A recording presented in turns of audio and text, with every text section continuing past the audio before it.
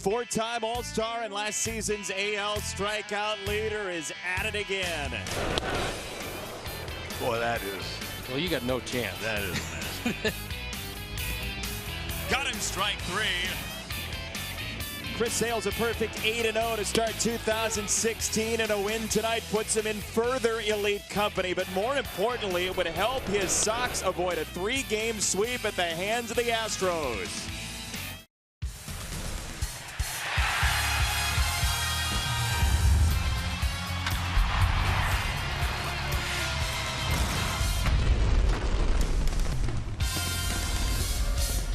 The warm-up continues in Chicago. It's game 3 of a 3-game series between the leaders of the AL Central, the White Sox, and the Houston Astros out of the West.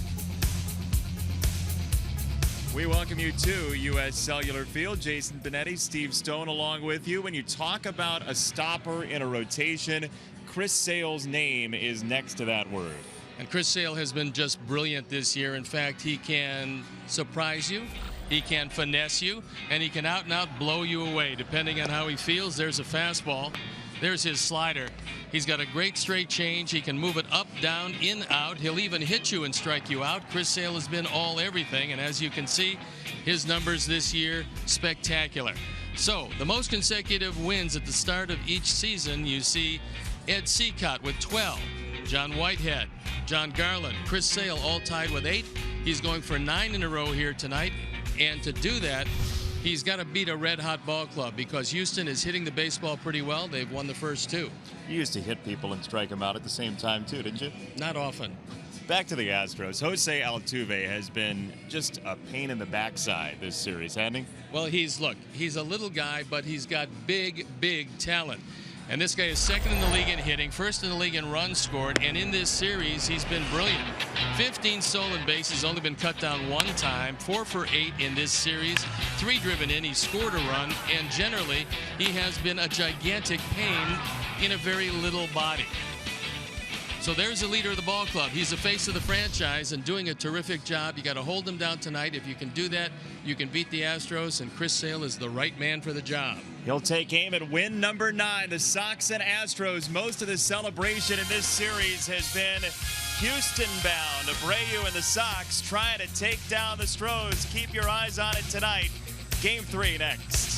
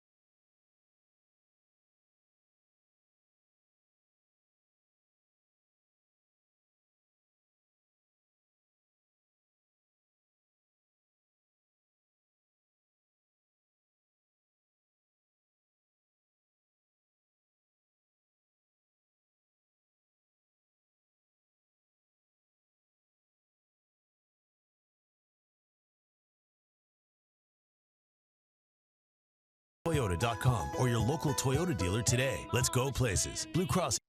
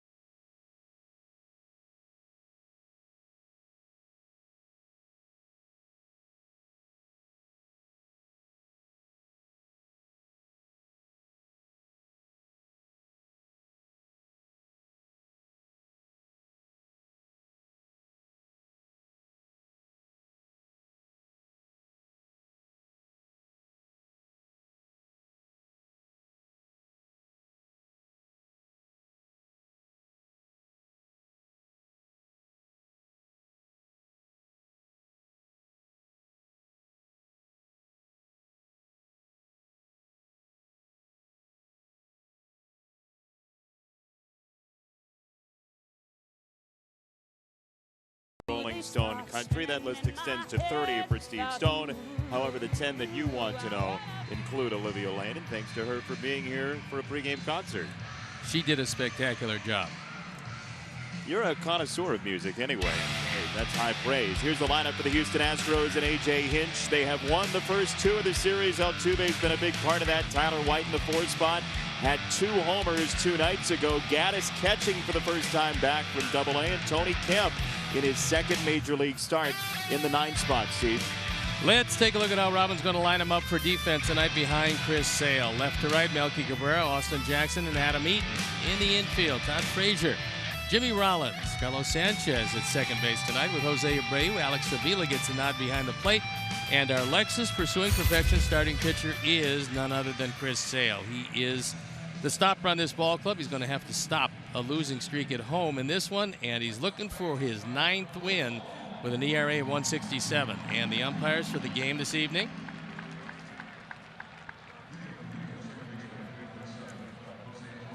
there they are. Adam Hamari behind the plate. Tom Hallion, the crew chief, is at first. Tony Randazzo at second, and Dan Bellino is at third. So on a beautiful night for baseball, 66 gorgeous degrees. We're ready. Get us a win tonight, Jason. I will do my best from up here in the booth. If I was playing shortstop, there'd be much less of a chance.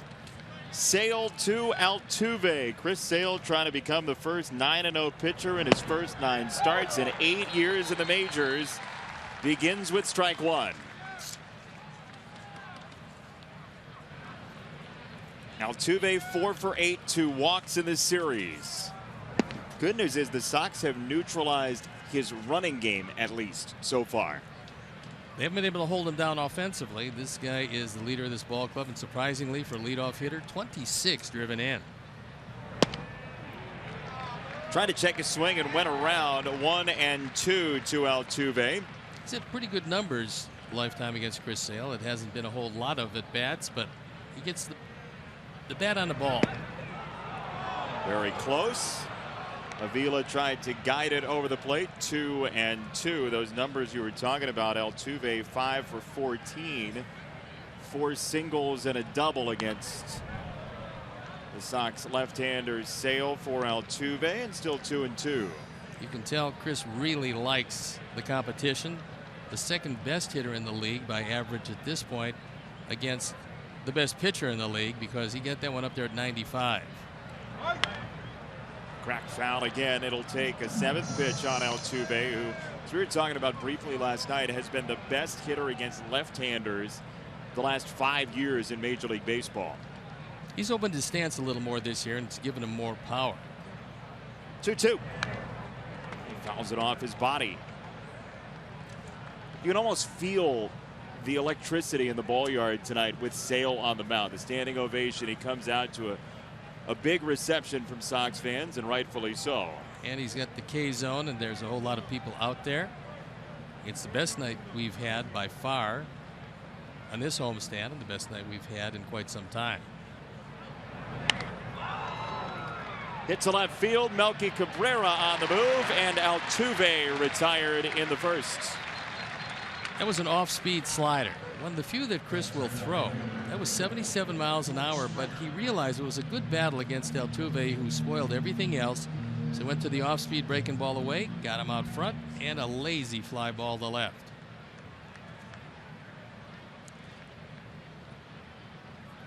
So one down for Springer for an Astros team that, as you mentioned, the batting average isn't great. Doesn't really matter, though, when you're putting up the home run numbers they have. Top 5 in Major League Baseball with 53 of them.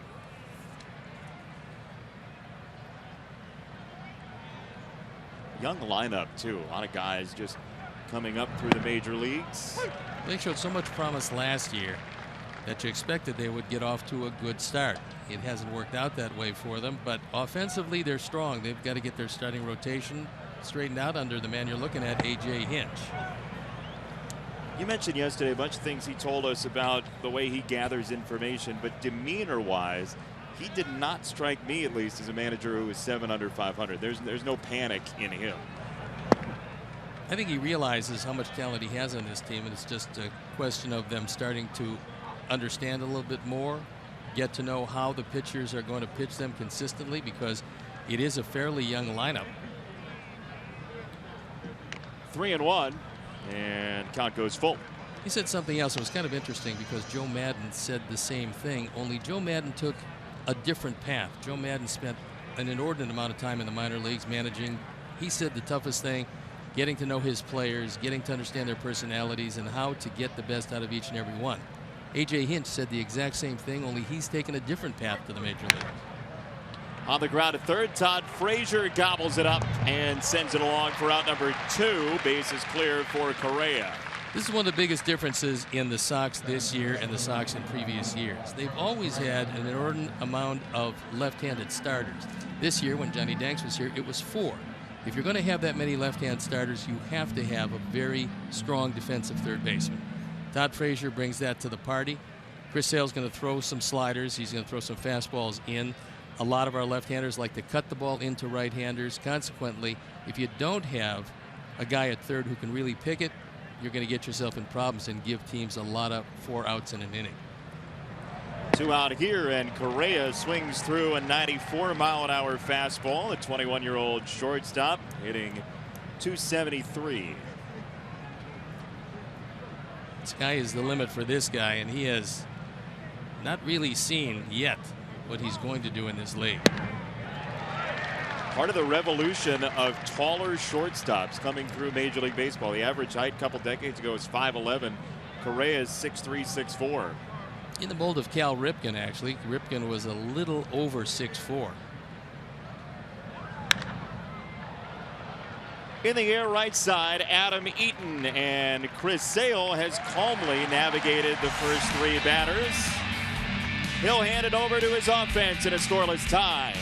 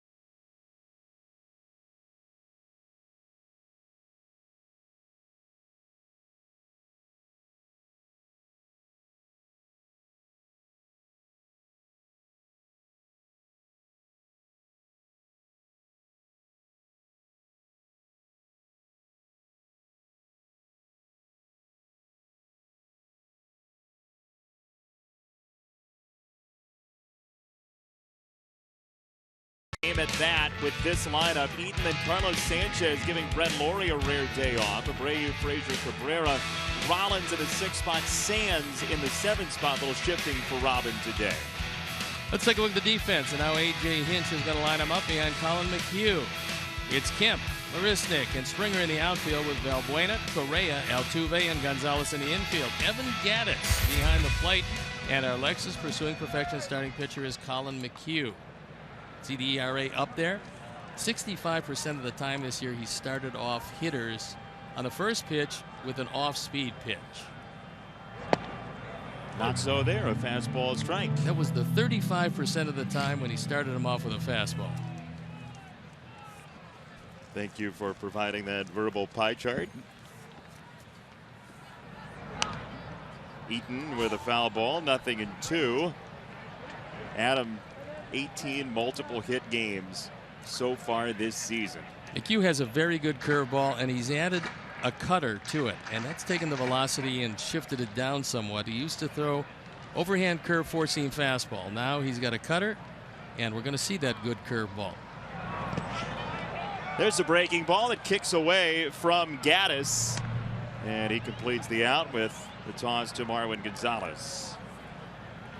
First time you see this curveball, you can't really conceive of how quickly it breaks. The bottom just falls out of this. Evan Gattis does a pretty nice job of shifting to his right, stopping the baseball from getting away.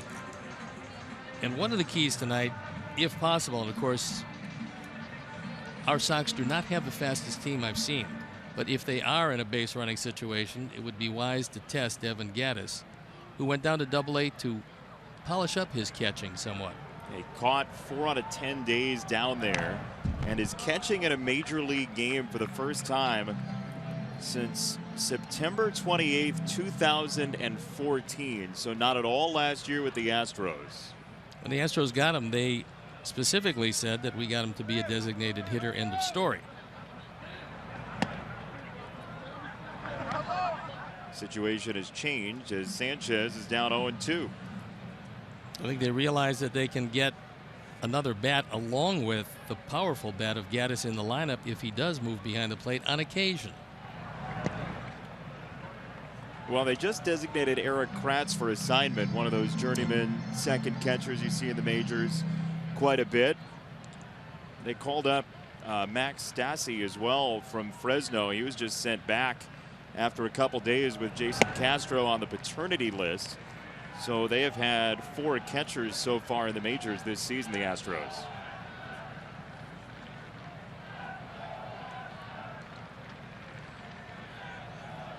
Two and two from McHugh to Sanchez. That's there for strike 3. Back-to-back punch-outs for McHugh to open play tonight. And we tell you about our picks to click for this evening. Steve Stone is a runaway leader so far. He's got Carlos Sanchez, Jerry Sands for the Crew, and I'm going to go with Alex Avila tonight. Not exactly a runaway at this point, but I am invoking the seldom used rule. If your pick to click takes a called third the first time, you get another pick to click. That's 12B6, right? Is that? Yeah, so I could shift Austin Jackson, but I'm going to stay. I'm going to show the confidence. You get to use that. It's little used, but it's little used. You get to choose how little used? Yes. Is that right? Judge and jury? I mean, you have to know all the rules to be able to implement them. It's a ball low to Abreu, or utilize them to your advantage more aptly. Abreu, 3 hits in this series, 3 RBIs, and a 7-game hit streak as he stands in. They're shifted around toward right center field for the big guy. And he hits it that way for him, way back. Springer at the wall, and Springer brought it in. Oh my goodness.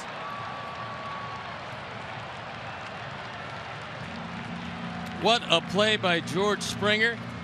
He timed it perfectly. He went back to the wall. At the top of his leap, he hauled it back in. His name's Springer, and rightfully so.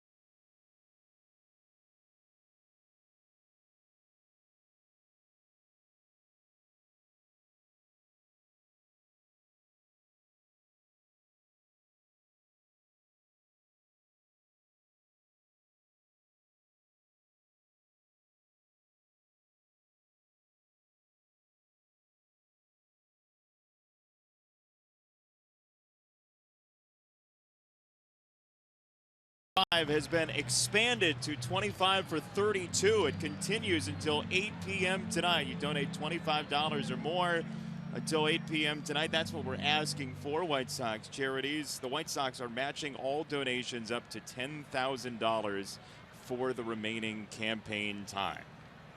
I think it's a great cause, and it not only helps young baseball players, it helps a lot of people around the city of Chicago who need help. White Sox charities have been terrific. You know, we were talking about it last night with Corey Ray, and we showed you some pictures. The kid who came through the ACE program through the White Sox went to the University of Louisville. There was a great story in Baseball America actually this morning about Corey Ray and his time at ACE and his time at Simeon here in Chicago. And he will be a force for years to come in Major League Baseball, it seems, playing for a tremendous Louisville program. Now we just have to see where he's picked in the draft that is coming up. Fouled away by White, who homered a couple times. There's a young Corey Ray before his time at Simeon in the Sox jersey. Very focused young man, very optimistic as well. It's a great story on Baseball America if you want to check it out.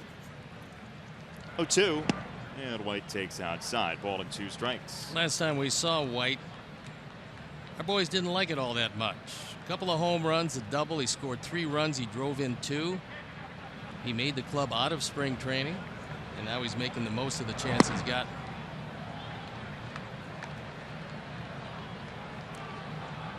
He's one of those guys. I mean, you look at somebody like Corey Ray, and you talked about the draft year last year, the junior year, as we were discussing last night. Fouled away by White. He's a guy that was a 4-year college player. He was at Western Carolina, not a venerable program, and just can hit. I mean, A.J. Hinch said, look, he's a hitter. He can hit the ball. You got to find a place for that guy. Can't hit that one. 96 and up. Strike 3. First punch out for Sale.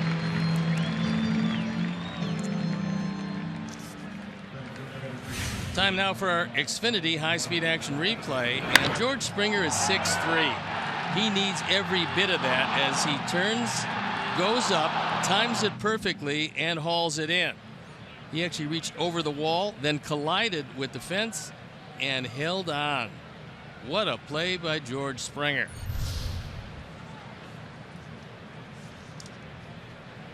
One out for Gonzalez. He should have posters made of him with that pose down on the ground and give it out to family members for birthday gifts. I think he's going to remember that one. That one was a special play. Wasn't in the playoffs, obviously, and not in the World Series. Not going to remember it for that, but he will remember it for great timing and just an outstanding catch. That is a line drive right at Frazier. 2 down. Gonzalez is their jack of all trades and usually swings a pretty good bat when he gets an opportunity. A.J. Hinch knows he can play him just about anywhere, and he gives you a great effort. This time he hits the ball pretty well. But fortunately, Todd Frazier right there. So 5 up, 5 down. A couple starts ago, Chris Sale had that bumpy first inning against the Twins. They got to him early on, and then nothing more after that, as now the Astros do have a base runner. Evan Gattis wasn't waiting to see that slider deep in the count. No, 2 out, 1 on. He saw a fastball. It wasn't Chris Sale's best. But in that, what Chris does try to do on occasion is keep a fastball around 91, 92, keep it away from the right-handers, hope that they roll over it and ground to the left side. Gattis that time, in a good at-bat, took that outside fastball and went to right field with it. So 1 on, 2 out, and Valbuena. Reason why Valbuena is playing is hitting 1,000 against Chris Sale. Huge sample size too. The Fangraphs folks are going to love that. He is 1 for 1. Well, I mean, that's all the opportunity he's had, so he's got another opportunity now. What life presents you. Luis is in there because of his third base play. He's also in part in there because they just don't have any choices. They have 3 lefties on the bench. They're loaded with left-handers. And that's a pretty good situation to be in, except when you pitch against the Sox ball club because of the left-handed starters. Most teams have 4 of 5, or at the most, they have 3 of 5 right-handed starters. So your left-handers get a lot of work. Valbuena wants to know where it was. Ball and 2 strikes on him.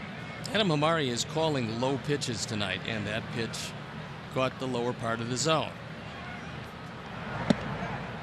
Outside 2 and 2 on Valbuena. He's hit lefties pretty well this year. 263 compared to 196 against right-handers. Coming off a year where he had 25 home runs.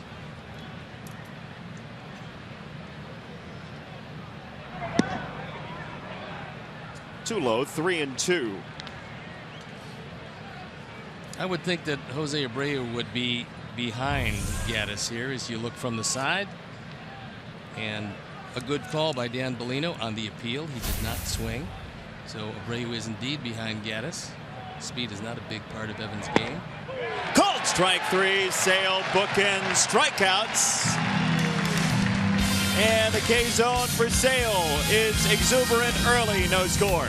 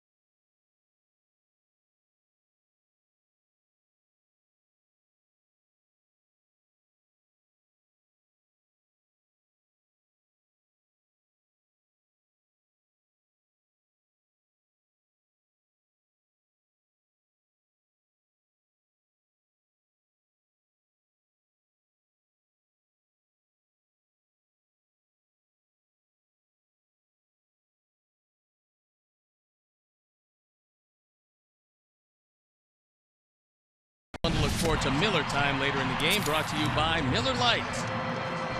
I see your Miller tees, and I raise you. Every Monday through the season, the White Sox will feature a flash sale in which 200 tickets in select lower-level seating categories for an upcoming game will be available for just $10. Each sale runs for 24 hours or whenever all the tickets are gone. For full details, visit whitesox.com/flash sale. How come you don't have to do the tongue twisters like /flash sale? We're selling seashells by the seashore later. One of the reasons is that you are becoming known as Mr. Segway. Keep me off those scooters, though, as long as it's a verbal segue. Todd Frazier leads off the second and races for strike one from Colin McHugh. Frazier back from the flu yesterday. Took a walk, went 1 for 3. That was a cutter that McHugh threw over the inside corner. You usually don't want to keep it, and Gaddis wants the curveball. And he gets it, 0-2. A lot of times, a catcher will make a call because he knows the scouting report. And he makes a call, the pitcher doesn't agree with it, but the pitcher goes along with it. That's what happened there, and McHugh, on the good curveball, got the strike.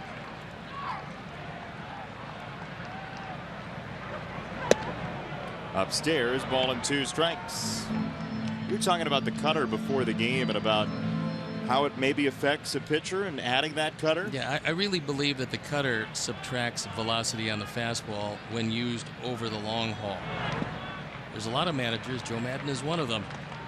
And I talked to him about why Tampa Bay brings up so many good young pitchers. He said, because my philosophy has been teach the fastball, give them a straight change, and the overhand curve. Those 3 pitches in that order. Fastball, straight change, overhand curve. Forget about the cutter unless you absolutely are desperate and need it. On the ground, second base side, Altuve flags it down, and he's late. Frazier is in. Without the radical shift, that's a ground ball to straightaway second base. But because Altuve was playing up the middle, he makes a good play. Gets it there, but not quite in time as Todd Frazier beats out an infield hit, the first base runner against McHugh, and a promising way to start the second inning.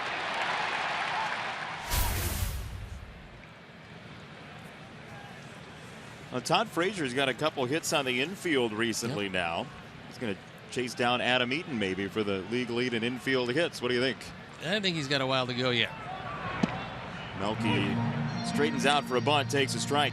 Altuve's only made 2 errors this year, so he's become a much better defensive second baseman. That was something early in his career that was a problem for him, but he certainly smoothed that out along with the rest of his game.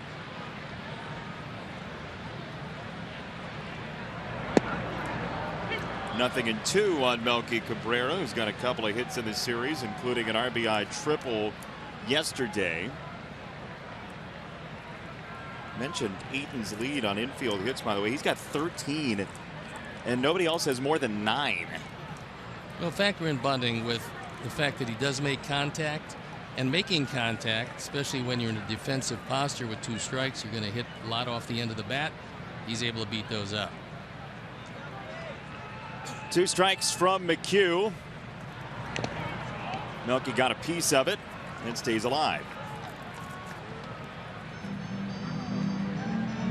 Well, Melky, last couple of weeks, has put up some large numbers with 8 of his 15 RBIs the last 15 games. And I like the fact that he's tough to strike out. He's going to put the ball in play, and then he's going to pressure the defense to execute.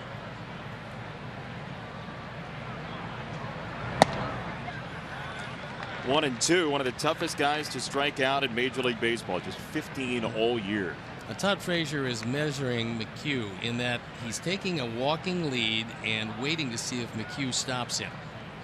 If he gets that walking lead, he's able to steal a lot more easily. Now, he's not the fastest guy around. He is a good base stealer, and he's tried it out a couple of times with McHugh. McHugh has held the ball and stopped him at first base.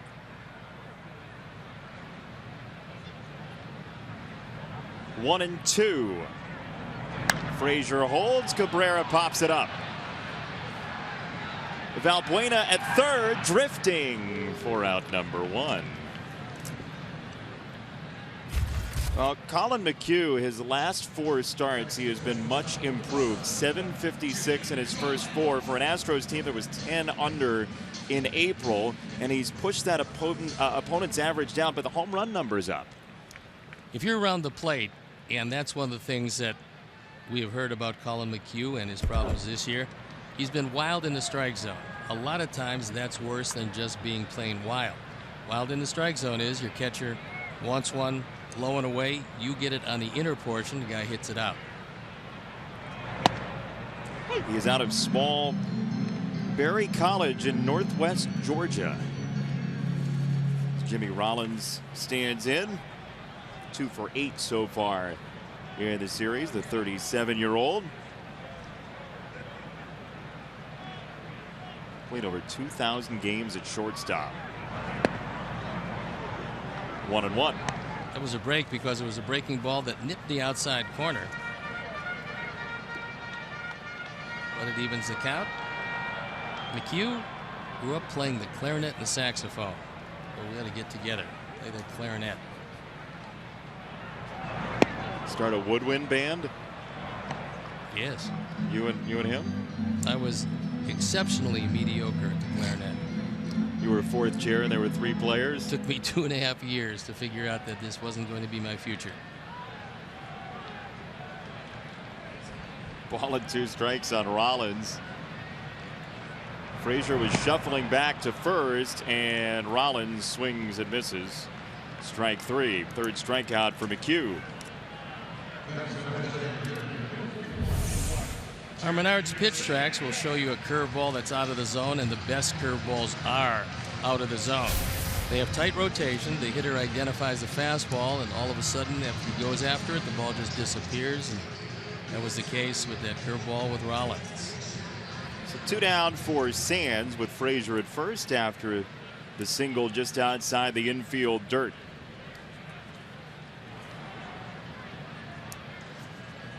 .39th at bat this year for Sands. By the way, the clarinet is one of those instruments that if you're not good at it, it is bad for the people around you. Yes, my family felt the same way, which is why mercifully I gave up the violin and the drums. Yeah, it took 3 instruments for me to figure out that I better become a player. That it was you and not the instrument. Yes. The strike to Sands. He's got 3 hits and 13 tries this year against lefties. A .240 hitter against righties. So 2/3 of his hits against righties like McHugh. McHugh last year 19-7. There goes Frazier, and Sands sprays it foul.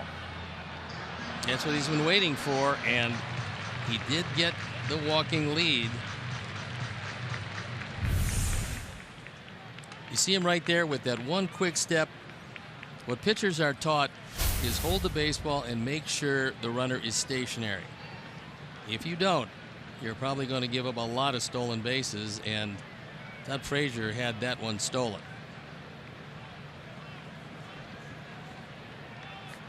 Two strikes on Sands. Frazier's going again. This is in the dirt, and he picked the right pitch. Well, once again, he got off to a running start. And McHugh so intent on that wipeout curveball that he doesn't pay attention to him. Still man in scoring position, and Gaddis does the best he can do. That curveball is tough to corral, and Gaddis, catching his first game in the major leagues this year, he's got his work cut out for him tonight.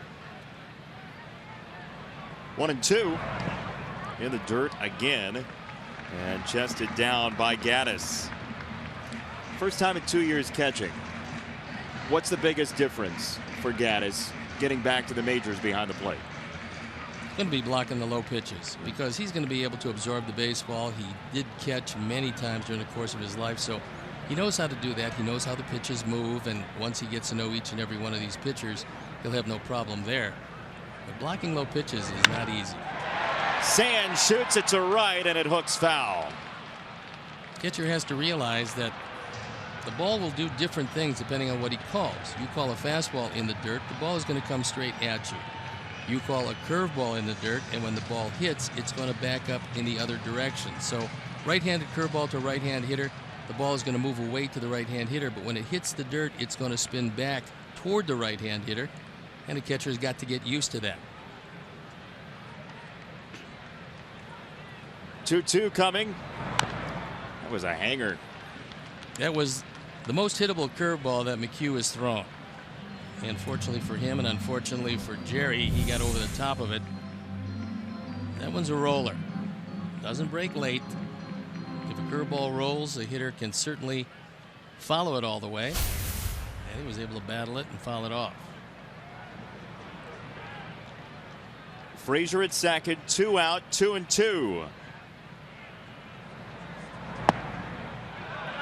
Missed the plate, 3-2. Avila next. That's a stereo Avila. Yeah. Become a mind reader. You gave up the clarinet and picked up ESP. And I picked up Avila.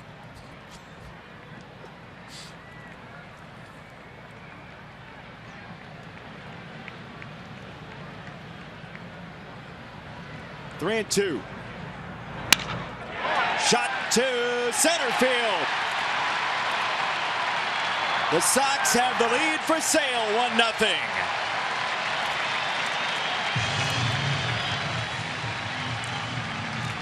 RBI number 6, and it's a glaring example of how this game is won or lost 90 feet at a time.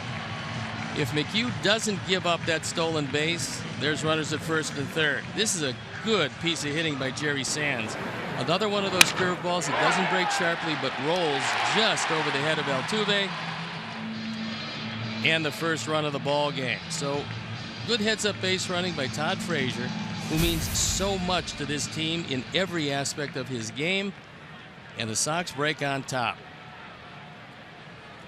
The Sox have only led in this series for a half inning. That came 2 nights ago in the bottom of the 5th. They led 3-2 until the Astros got a run in the top of the 6th as Avila grounds it foul.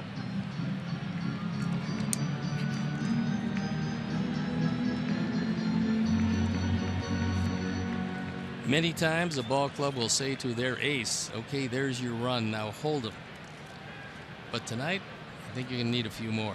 This is a good hitting and good running Astro team. They play Avila to pull on 0-1 and 0-2. It was a high cutter. Alex thought it was up. He inquired to Adam Hamari, and he said no. If it was out of the zone, I probably would have called it a ball. You can hear that from all the way up here, huh? I can. Yeah, I'm a lip reader, especially when the lips are facing the other way. And in a mask. 0-2. In the dirt, Gaddis has been very busy. Every base runner is going to have to realize that McHugh's going to throw a lot of curveballs in the dirt, and Gaddis, by and large, has done a nice job. He's able to make sure no advancement here. Again, you see how that ball hits and then goes back toward the plate. He didn't try to catch it. That's the key. Bring the elbows in, angle the body forward. When it hits off your chest protector, it's going to roll in front of you.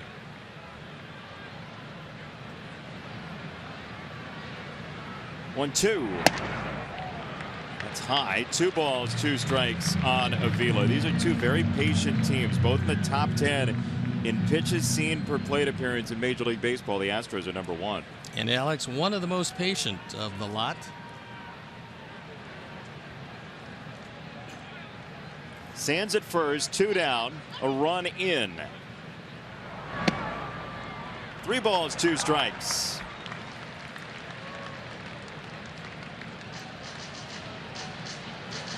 This is a very fast outfield, left to right. Marisnik, an excellent defender in center with good speed. We saw the talent of Springer in right. And Kemp, very quick in left. And time called. Well, already saw Springer steal a home run from Jose Abreu in the first. This is pitch number 28 of the inning for McHugh. Sands will run 3-2. Right into the shift. Altuve for the final out of the second inning, but the Sox take the lead on a Jerry Sands 2-out single. It's 1-0 and Sale back after this.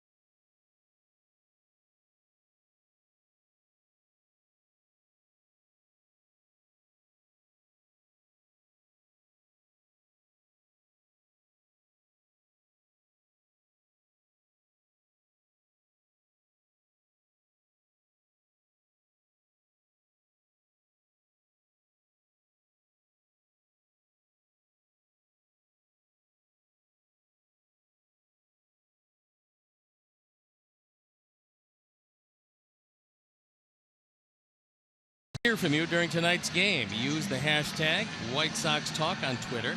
Be sure to follow at CSN White Sox all season long for your latest news on your favorite team. Chris Sale in his very young career already in the top 10 and bearing down on Doc White. He of 27 wins back in 1907. Ted Lyons would be the next, and he may be somebody that Sale catches even tonight. Although the strikeout numbers are down for Chris, he's gone deeper into games. I think that's by design. I think he realizes he can strike out probably as many as he'd like to, in the neighborhood of 10, 12 a game if he wants to. He has kept it somewhat less because he wants to go deeper and keep the Sox out of that bullpen as long as possible. We mentioned Chris Sale is the first major league pitcher to go 8-0 in his first 8 starts since Brandon Webb in 2008 with Arizona, who that year was not nearly as dominant as Sale has been. 3 6-inning starts in his first 6 for Webb. Brandon Webb, a completely different type of pitcher. Though he won the Cy Young Award, he was a sinker baller. And for those of you who might recall, he came up with the Arizona Diamondbacks. He was an 8th-round draft pick out of Kentucky.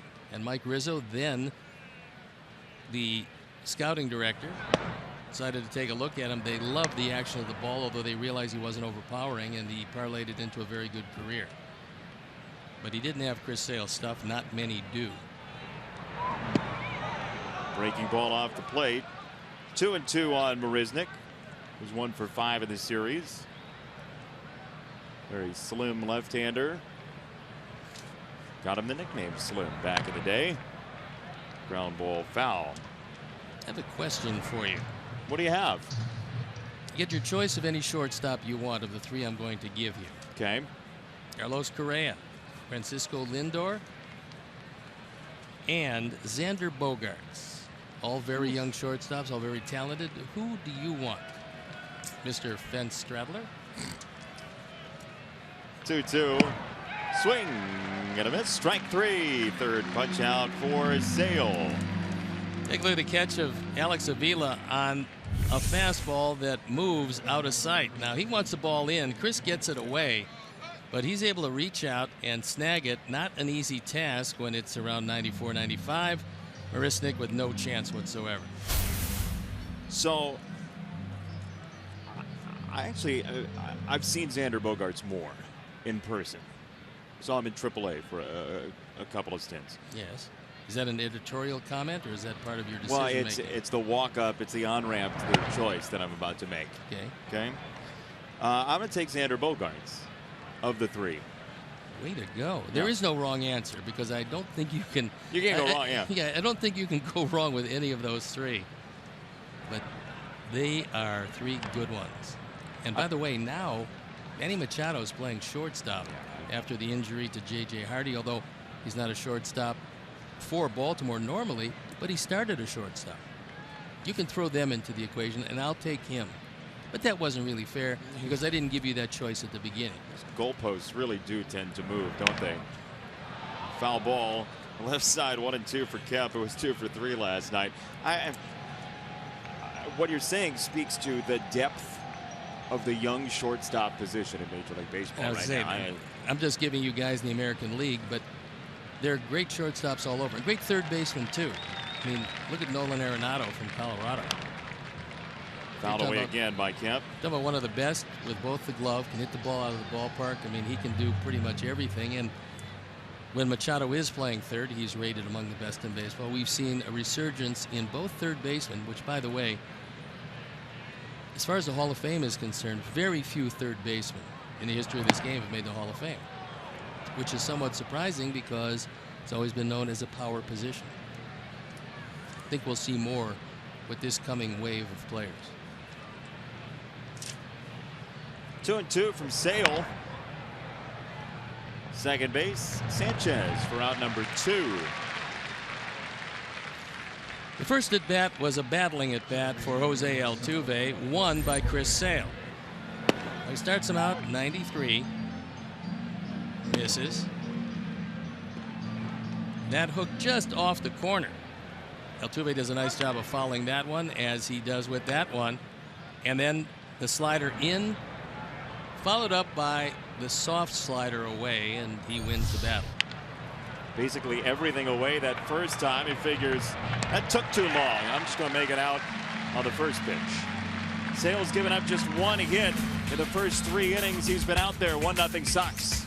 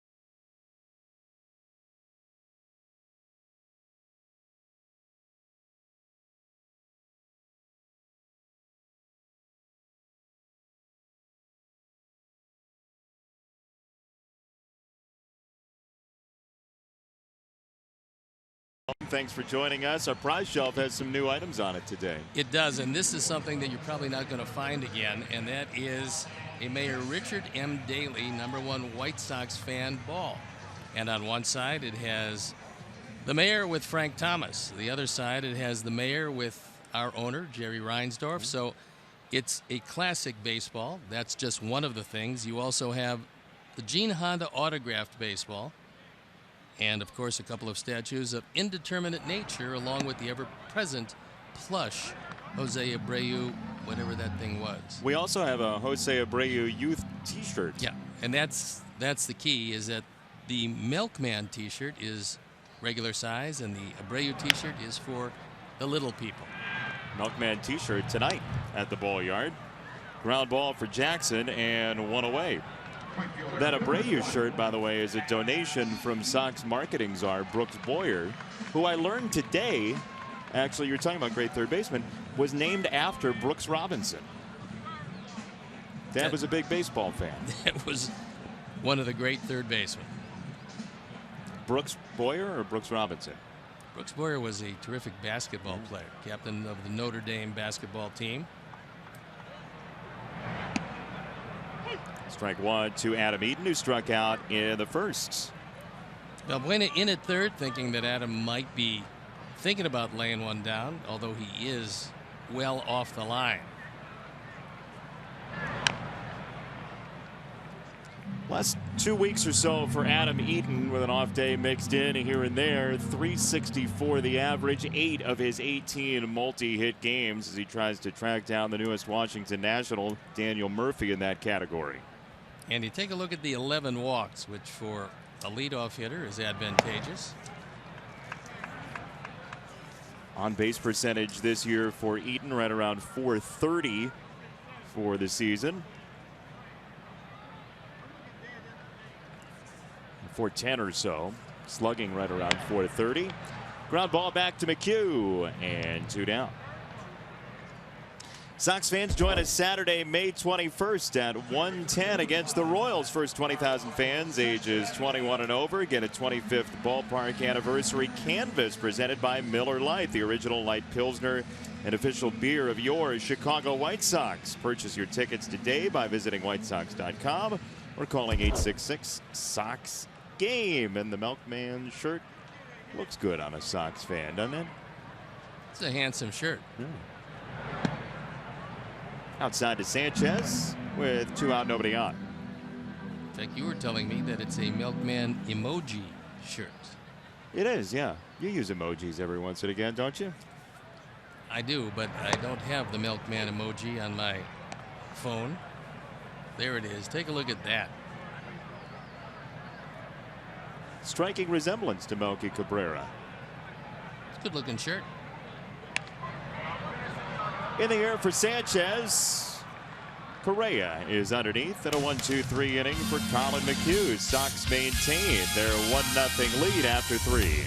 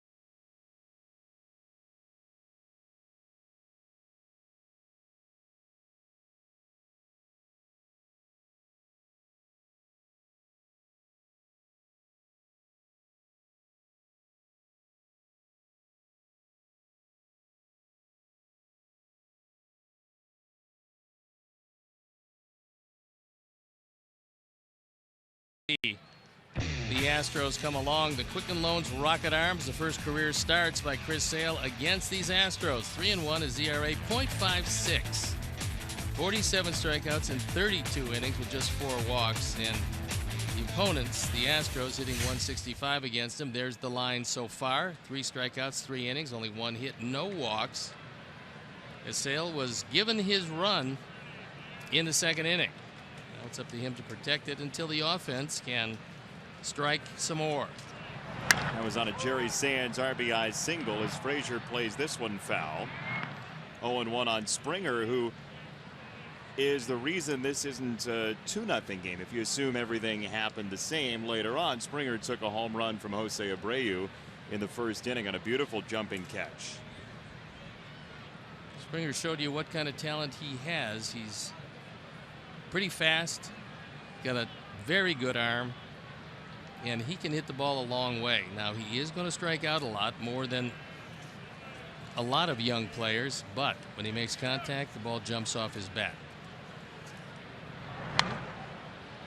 Down to one knee for that one. 0-2.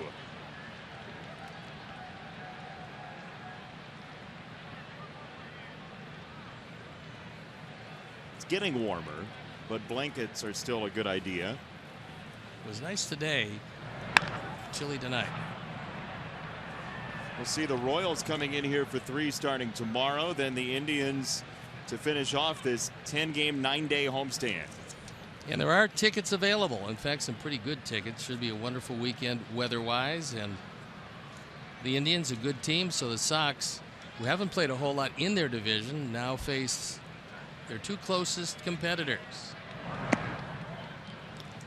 Starting play today, Sox were up 2.5 on Cleveland, 4 on Kansas City, which split a twin bill against Boston, and then 5 on the Tigers.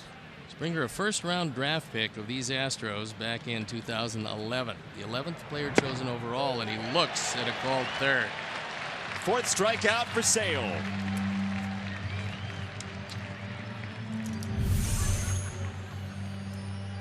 Equal opportunity strikeouts, 2 swinging, 2 called, and Alex Avila helps him out a bit by easing that into the zone. He actually had the glove moving seemingly before the ball got there. That was a good job of buying a strike for Chris Sale.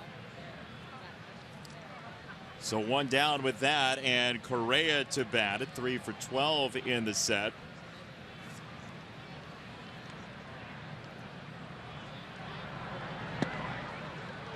Strike 1.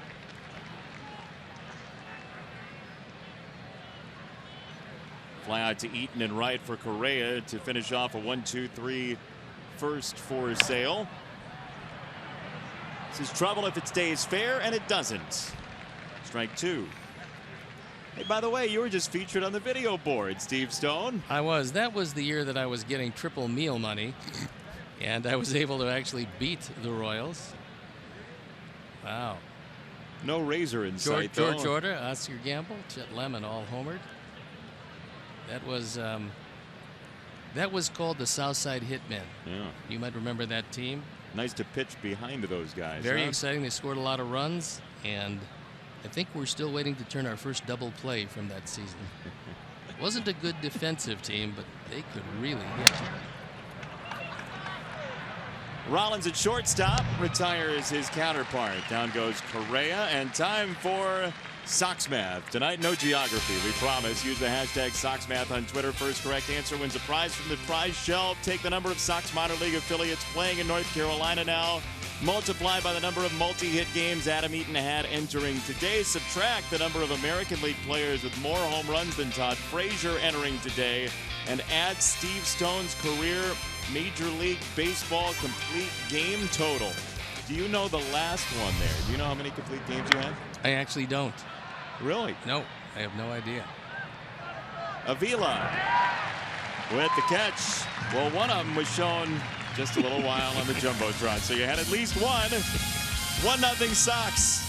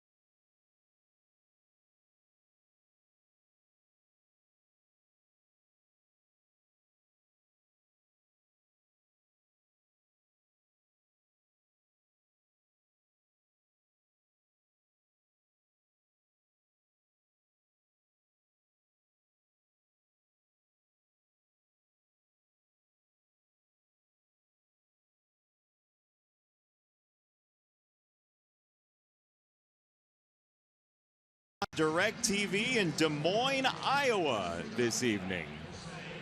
Sox fans celebrate, even if you're in Des Moines, celebrate a special birthday or anniversary or even host a business function in a Diamond Suite in a White Sox game.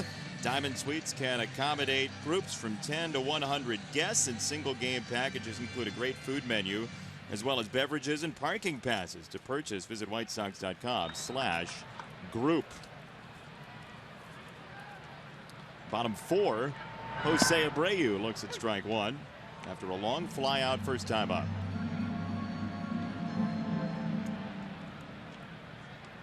Once again, they are shifting around toward right center for him. Breaking ball, 0-2. Last time up, bidding for a home run on a low fastball. Springer at the top of his leap, able to bring it back. What a play. He caught one of those slats in the fence too. That couldn't have been great for the spine, but he will take the out certainly. Ball high, 1-2 on Abreu.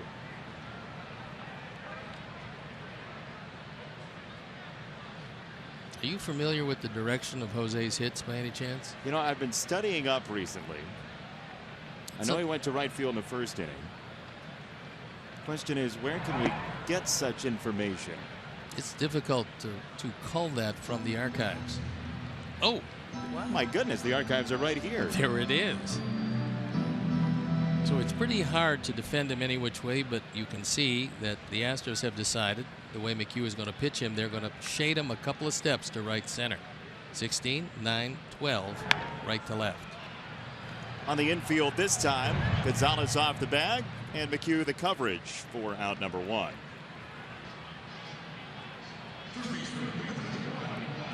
Eric Ibar, you might remember him with the Angels. Now he plies his trade with the Atlanta Braves. Was taken to a medical facility to have a chicken bone removed from his throat. Apparently causing him some discomfort. No timetable as to how long it had been troubling him, but quite obviously this was before the game. And their interim manager, Brian Snitker, said that the poor guy was scared to death, and I can't hardly blame him. I mean, that doesn't sound like any fun. I mean, from what we were reading, he came to the ballpark.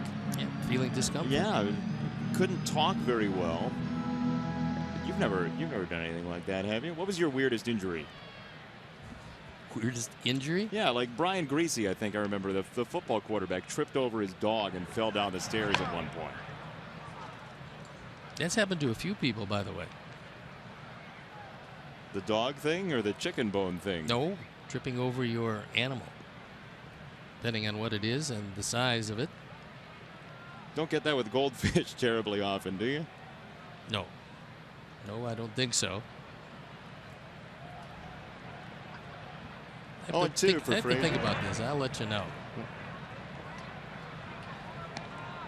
Wasn't there somebody too, I don't remember who it was, somebody that was trying to iron his shirt while it was on and ended up on the DL? Yeah, that probably isn't a real good thing. That wasn't you, was it? No, that definitely was not me.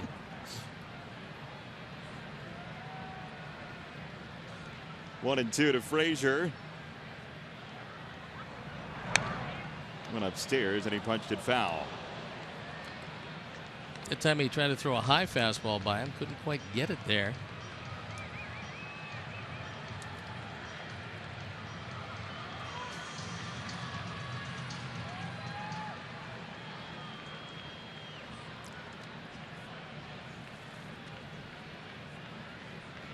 One, two.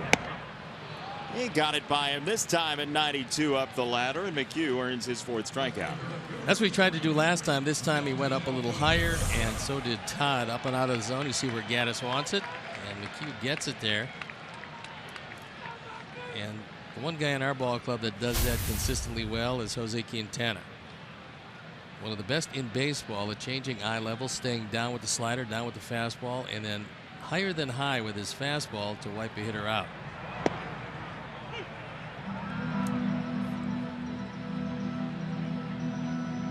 Why is that so hard for a hitter? I mean, because it looks really good. I mean, obviously, you can't get low enough. Most guys don't crouch a whole lot in this day and age of baseball, so you're standing there, you see the fastball, and because it looks so good, you go after it. But the ball is a lot faster upstairs than it is downstairs, and so you can't catch up with it. Into the sky, and Valbuena brings in out number 3. So McHugh has retired 7 straight. The Sox hang on to a 1-0 lead in the series finale for Mr. Sale.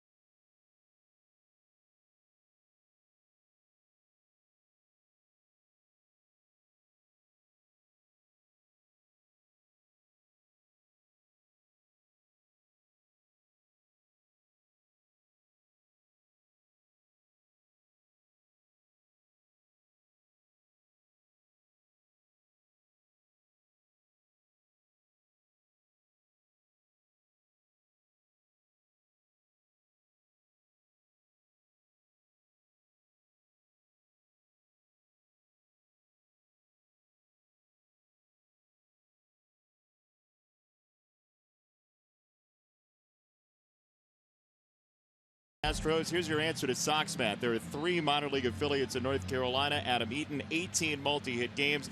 Frazier tied for the lead in the AL in home runs, so 0. And you, Mr. Stone, had 43 complete games. The winner, Logan Winkler, 24. The answer is 97 tonight. Well, congratulations to Logan Winkler. Henry's cousin, actually, I think. 43 complete games. Geez, only took me 22 years. It did not. No. Not quite, but seemingly. You undersell your career a little much, Mr. Stone. There was some tough going in the early stages. Yeah. I think when you start out 5-9, 6-8, and 6-11, you get the feeling that maybe you won't wind up in the Hall of Fame. That's when I got in the restaurant business. Hello, just in case this thing doesn't work out. You make a killer chili, though. You really do. 0-2. Gonzalez on the ground. Abreu stabs it. Sale is on the spot for out number 1. Okay, let's take a look at Chris Sale and watch him early in counts and see what he does. This time, it was a fastball, but low and away. He invites Gonzalez to go after it, and he makes an out. This is 86. This is one of those here. I'll throw you a fastball. It won't be a real good one, and maybe you can ground it to the left side. He does the same thing with the slider. That was 81 miles an hour. Didn't try to hit the corner. Threw it right down the middle. And early in each and every one of those counts, he wasn't trying to strike anybody out. He was expecting some contact, getting a quicker out than a 5 or 6 pitch strikeout or walk would show. Well, you're talking about your own career, starting off 6 wins at center. You have to keep moving, be kinetic as a pitcher, right? I mean, Sale has gotten better this year from an already sterling last season. Yeah, look, last year he struck out 274 men, but he realized he was using a whole lot of pitches, and maybe in certain instances he wasn't going as deep in the ball game as he would like. Rollins at shortstop. Gaddis retired, 2 down. So Chris knows something, and that is, as the ace of the staff. And even though Jose Quintana is probably a 1A on just about every team, including this one, Chris Sale knows that he's got to go deep into the ball game to save the bullpen. It's no reflection on the bullpen whether they're going well or poorly. It's just that he knows if he keeps them out of games, they'll be stronger for the next night. And then if Jose Quintana goes deeper in the game, then they'll be very strong for the night after that.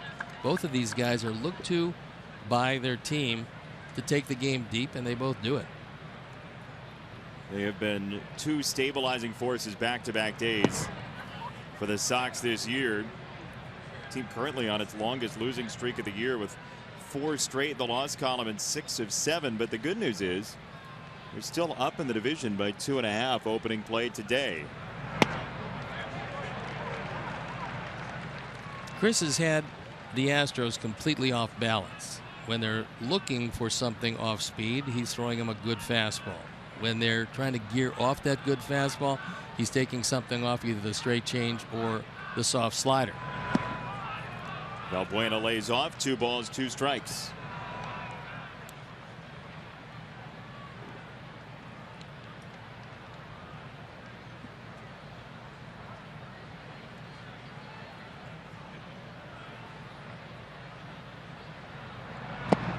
Strike 3 down at the knees. Sale with his 5th strikeout for the K zone. 1-0 Sox, 4.5 deep.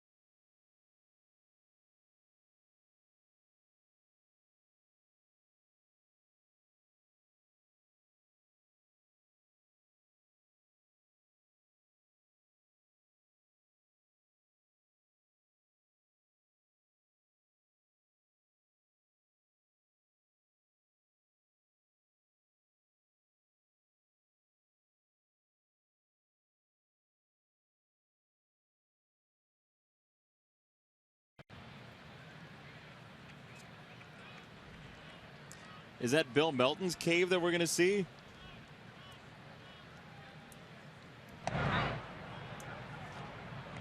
Well, that's good.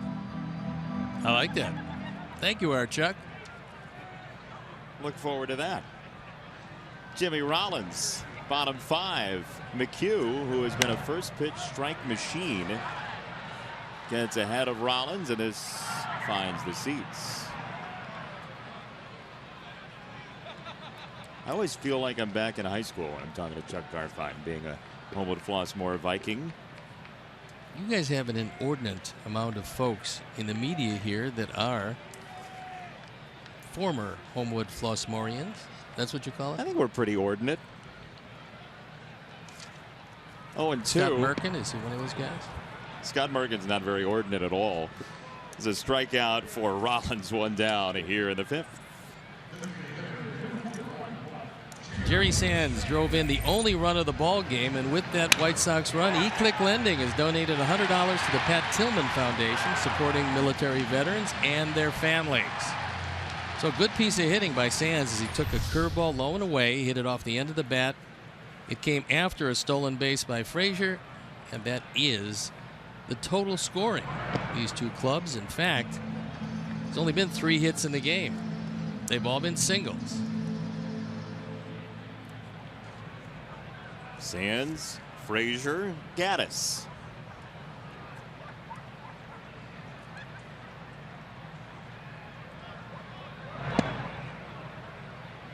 One and one to Jerry Sands, who the same offseason was acquired by the Red Sox, then traded to the Dodgers. Talking about this with him a couple weeks ago.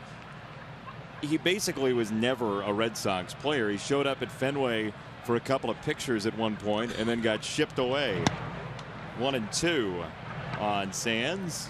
Sands originally came up with the Dodgers and at one point was thought of as a terrific prospect.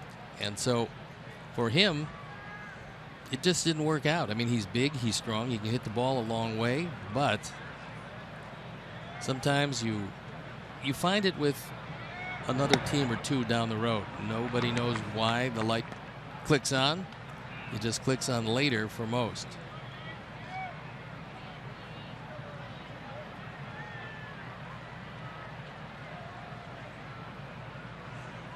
Two and two. Breaking ball low, picked by the Dodgers, then the Red Sox, then the Pirates. Waivers to Tampa Bay, and then signed as a free agent with the Indians.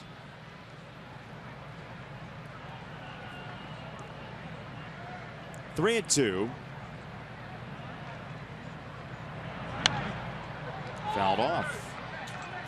Seen a lot of pitches so far tonight. I think he's followed McHugh pretty well, better than most of the guys on the ball club tonight. McHugh's been very tough. Sands has fouled off some good pitches. And that base hit in the second inning was on a curveball low and away. Good piece of defensive hitting. Well, by the way, thank you for explaining the art and the value of Twitter to me, because we find out that John Smoltz was the man who ironed his chest while he had the shirt on. Sands takes strike 3. He thought it was inside.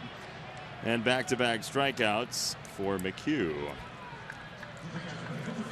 We remind you that Friday, June 10th, come see the White Sox take on the Royals at 7:10 p.m. All fans invited to stay for a spectacular postgame fireworks show presented by Magellan Corporation. Purchase tickets today by visiting whitesox.com or calling 866-SOX-GAME.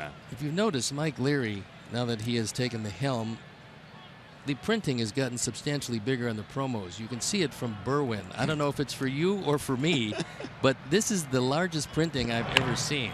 I think you're underselling that. I think you can see it for the Sea of Tranquility. It is, yes, very large, but easy to read nonetheless. Mike Leary has quadfocals, evidently. Our fearless producer back from his hockey realm. One strike on Alex Avila. That's inside, ball and a strike. Both pitchers dominating tonight as the Sox try to get a run or two more for their ace, Chris Sale. Colin McHugh throwing it almost equally as well, but the key is almost. He has yielded a run. 2-1 on Avila. Chris Sale has been cruising along so far. Not a whole lot of balls to the outfield as well. Just 2 fly ball outs, 1 to Altuve, 1 to Correa in the first inning.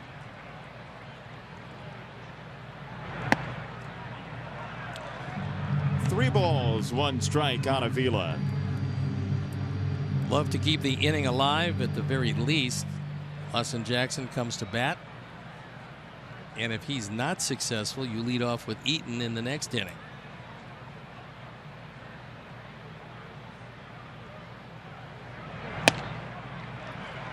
High ball 4. 1 on, 2 out for Austin Jackson. And that walk is the first walk issued by either pitcher tonight. There you see some pretty impressive stats. 4 2/3, couple of hits with 6 strikeouts, and that lone walk we just saw.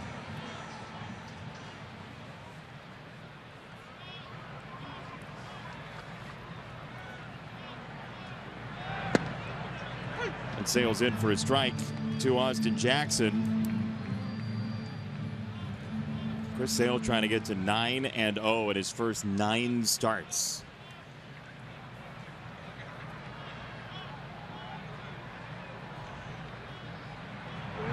I mean, the win as a stat is so difficult to make sure that you have, even if you pitch well.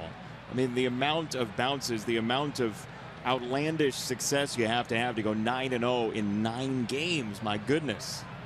Chasing Ed Seacott, who won his first 12 in one season many years ago. But he would be in sole possession of second place were he to come away victorious this evening.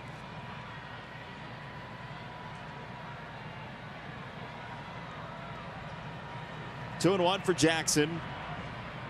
Avila at first. Challenged him with a fastball. And 2-2. And Austin has had pretty good luck and probably has seen McHugh more than anybody in this lineup.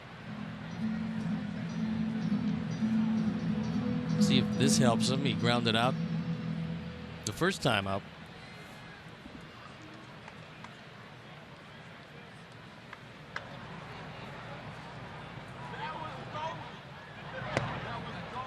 He got him swinging, so McHugh strikes out the side in the 5th. 1-0 lead still stands for the Sox and Sale.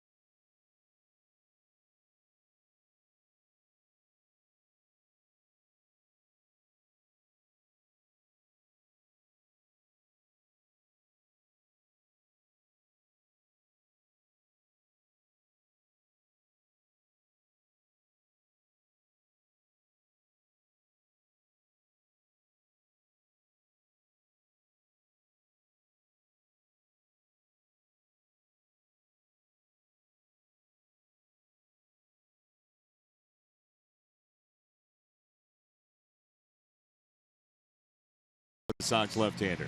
It's been an unbelievable pitcher's duel tonight. Chris Sale getting the best of it so far, but it's only 1-0, and Sale has to keep rolling right along. This is a good lineup, and Chris Sale has made him look futile in the early going. Hopefully that continues. A 1-0 lead is a tenuous and precarious lead.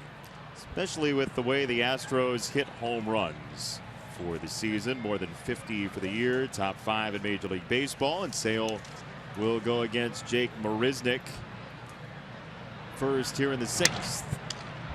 And he goes shopping for the first pitch. Sanchez to Abreu, 1 down. There's an example of what Chris has done in this latest run of exceptional pitching. That was 89 miles an hour. It was what is termed a batting practice fastball. It's not really a straight change. It's not really his best fastball, but he throws it just off the outside corner and invites Jake to make the first out on 1 pitch, and he obliges by hitting it right at Sanchez at second. That brings 1 out for Kemp. who flinches and takes strike number 1. Only 69 pitches, and we're 1 out into the 6th inning. That has been vintage Sale from this year. Shortstop Rollins, 2 gone on 3 pitches. Time for tonight's edition of Sticks and Stone, where we ask Steve Stone to go deep in the annals of Steve Stone history to tell us how Steve Stone did against a former Houston Astro, Larry Dierker. Well, you know, Larry Dierker was an excellent pitcher. You do know that. He also was very strong, and he could hit the ball a long way. See, this is a trap. Yes. With the pitcher up there. I absolutely have no idea how I did against him. He is gone from my memory banks. And there's a shot to left, base hit for Altuve, who's on with 2 outs. Second hit for the Astros tonight. You got most pitchers out, you'd assume, right? Not the real good hitting ones. Yep, although Larry hit right-handed. So you got a better shot.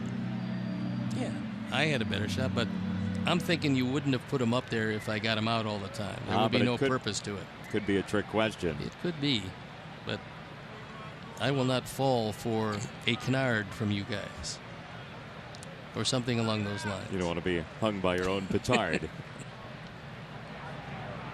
2 out, 1 on.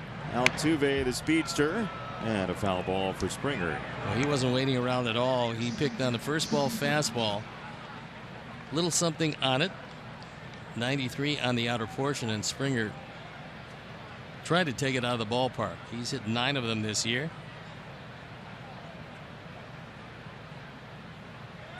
If Altuve gets a little aggressive at first base, Chris can pick him off, and he's got a good lead.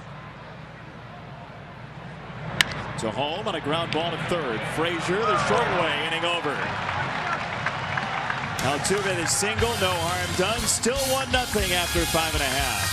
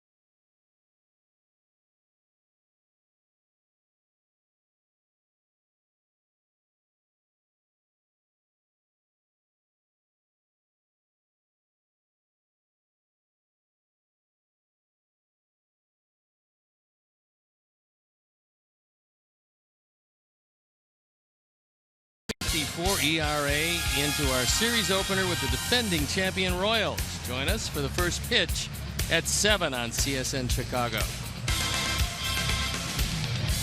I'll plan to join you. Please do. I would invite you here. Thank you. Get here around 8. Pacific. McHugh to the top of the order, and Adam Eaton, who looks at ball 1. Now here's the advantage of the base on balls drawn by Avila. Didn't look like much, didn't come to much last inning, but it allows Eaton to lead it off, and let's see if he can make the most of it. 2-0, good start.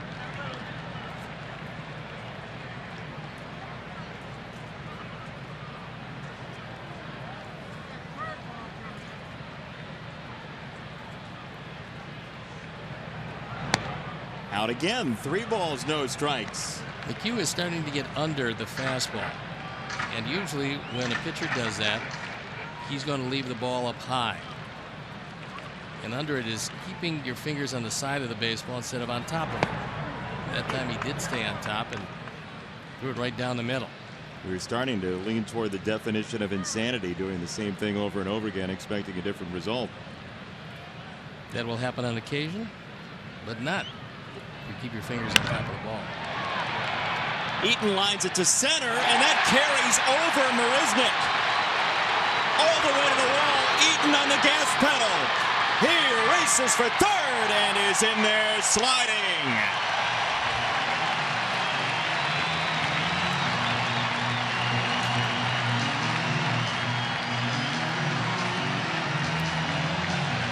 Toughest catch for any center fielder is a line drive hit right at him, and that time Marisnick took a step in.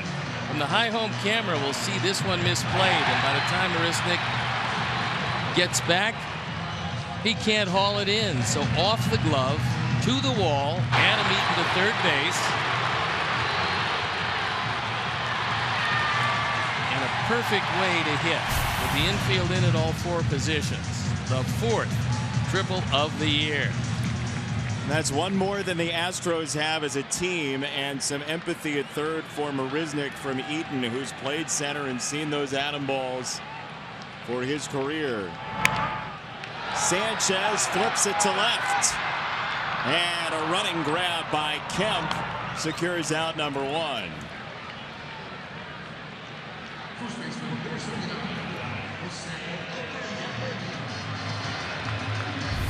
Tony Kemp coming on and getting rid of the ball quickly after he catches it.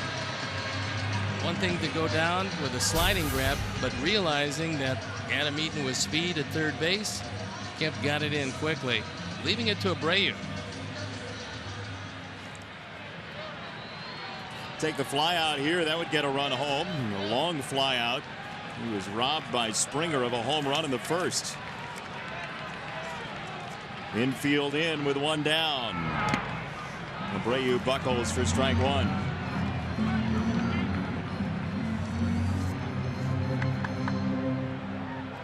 Leadoff triple for Eaton.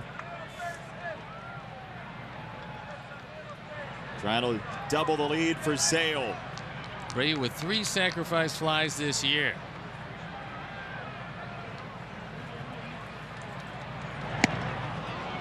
Oh, 2. Well, you never need a run, but a leadoff triple, you'd really like it. Give a little cushion to Chris Sale, who's throwing the ball unbelievably well, but that 2-run lead will make things a lot more comfortable. And here's the hook. It's a good one. Abreu punches out, swinging on 3 pitches. Time now for our greater coverage of baseball, brought to you by T-Mobile.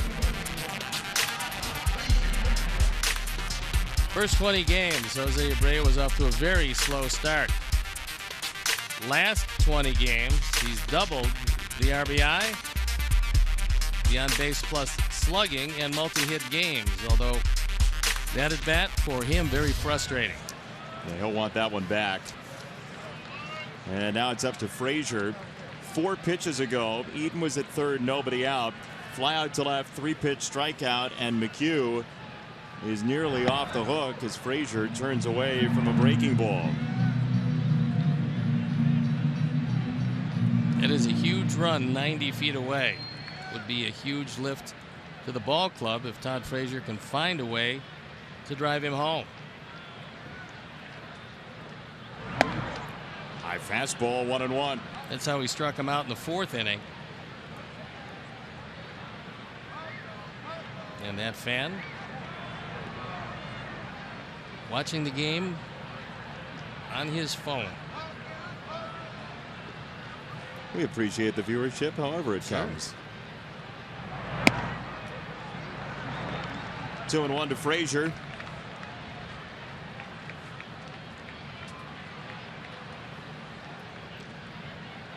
And Eaton's got to come down the line.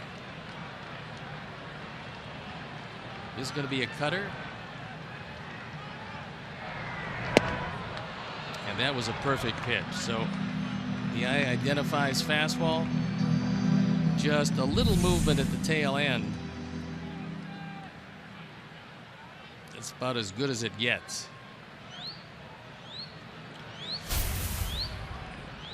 2-2.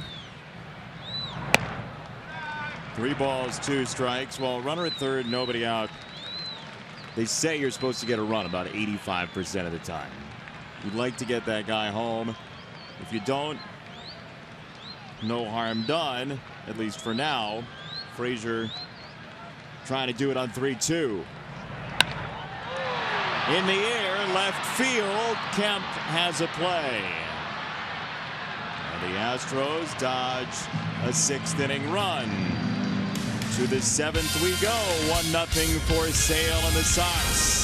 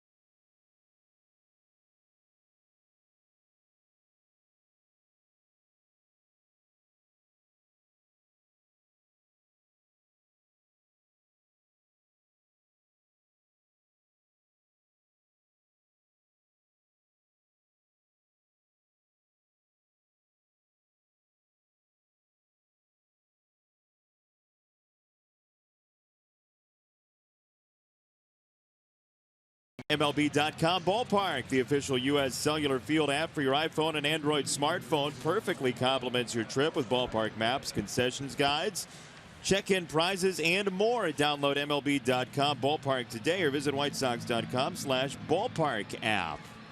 So we asked Steve earlier, oh, you're sitting here, I can talk to you, how you did against Larry Dierker. Yes. You didn't give up a hit. Congratulations. Wow. You got the pitcher out. How about that? See, that's a no-win situation for you there that we put you in. Well, true. But Larry was a good friend of mine, and the fact that apparently I gave him no hits, he became a better friend of mine. Is that how it goes? Yes. Guys at second, you don't care for very much. He wasn't the little left-hand hitter, which drove me to distraction. And the bat explodes. Correa hits the old bat detonator. Well, that was a straight change, and Correa got it off the end of the bat. You see the cupped bat. So he caught it off the end. Good straight change. And bye-bye bat. See that much more on fastballs than you do a changeup. He was just out in front, and unfortunately for him and the bat, he made just a little contact. None there, 0-2.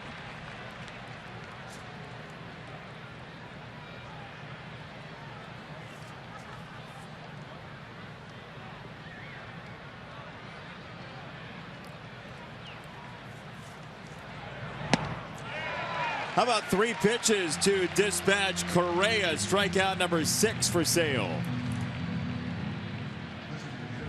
The K-zone, absolutely ecstatic.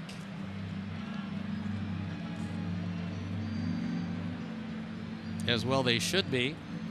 That fastball up and away, and with each successive pitch, it got a little bit faster and a little bit higher.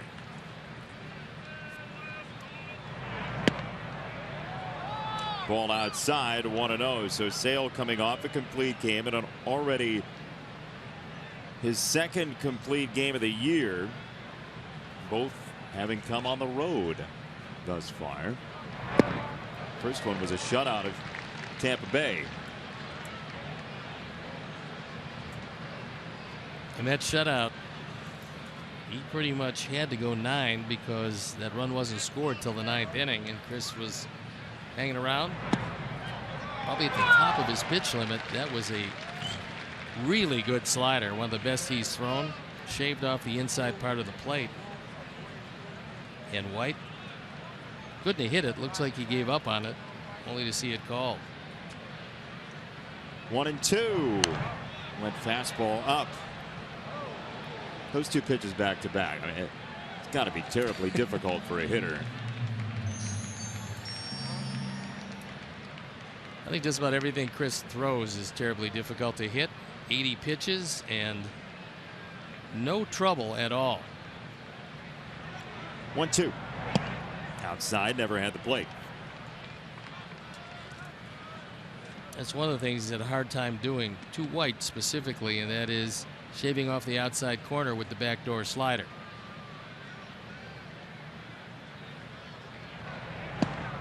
Fastball, nailed it. Strike 3 again. Well, White wasn't happy. I'm not sure who he was unhappy with, himself or Adam Hamari. That ball had the whole plate.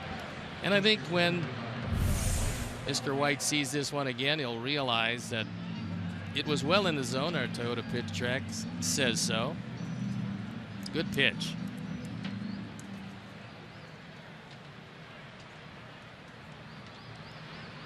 Now, Tyler White has either convinced himself that that was a ball or just thinks Chris Sale's stuff is that good. Could possibly be, but you know what comes around when you've got 10 minutes in the major leagues and you're facing one of baseball's best. He's going to get the benefit of the call, but he didn't need it there because that entire ball had the plate.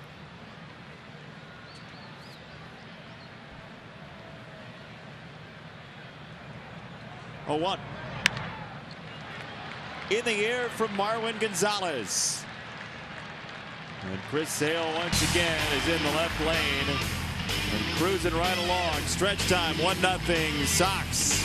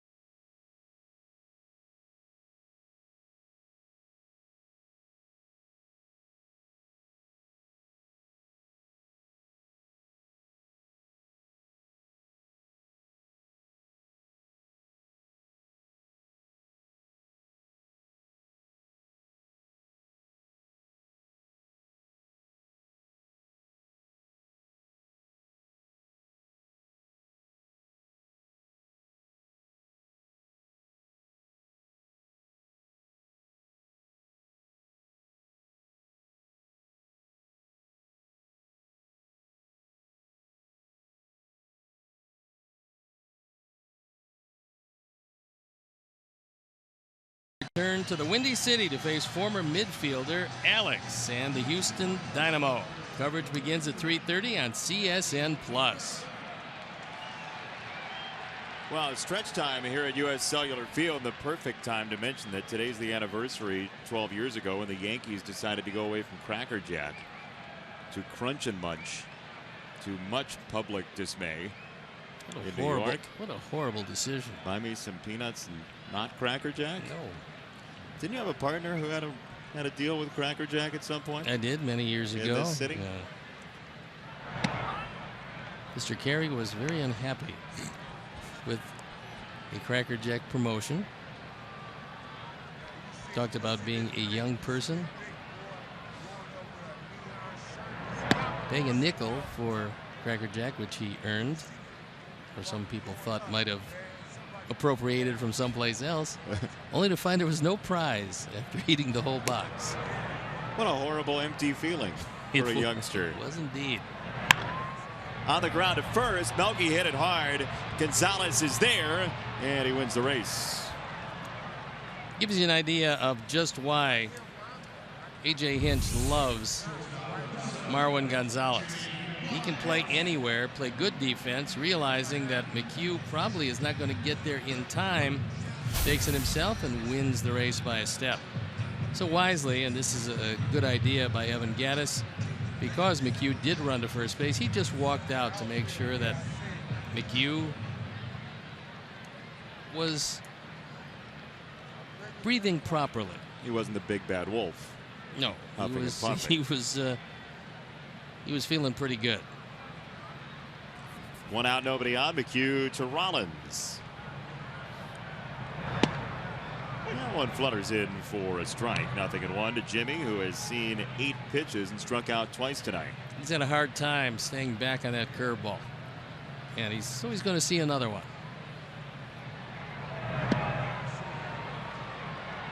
0-2. Keep throwing it, right? Second inning, tough. Fifth inning, not easy. 1-0-2 on the way, and you're right. You might as well keep throwing it. High fastball out of the zone. 1-2.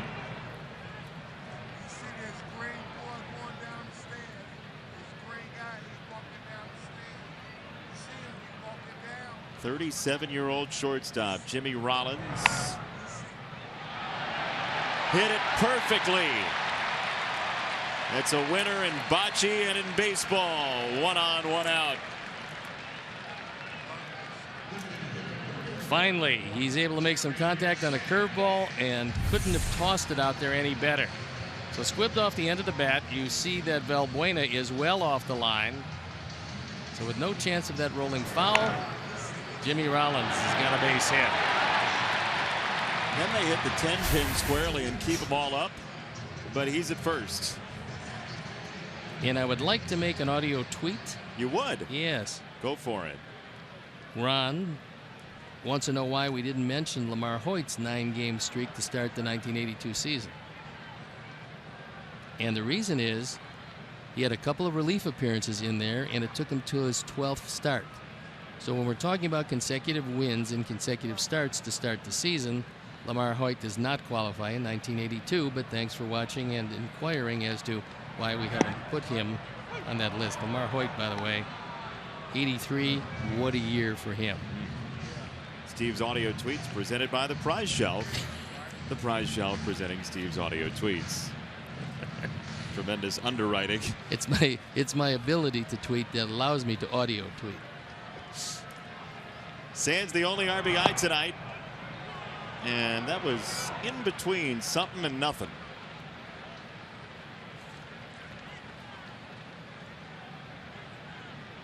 You can tweet at Steve Stone, and he will reply vocally. Well, sometimes I will tweet.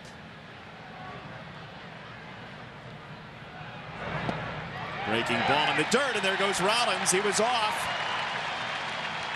Well, knowing that McHugh really likes his curveball, and Evan Gattis likes it even more than that tonight. 0-2 pitch, good pitch to run. He takes off, and he's in easily. Ball gets away from Gattis, and a much-needed insurance run in scoring position. Straight fastball fouled away by Sands with Avila, the left-hander, next to the Sox. After that Rollins stolen base, another runner in scoring position. Last inning, triple from Eaton to lead off the inning, then a fly-out, strikeout, fly-out. Didn't get the run home.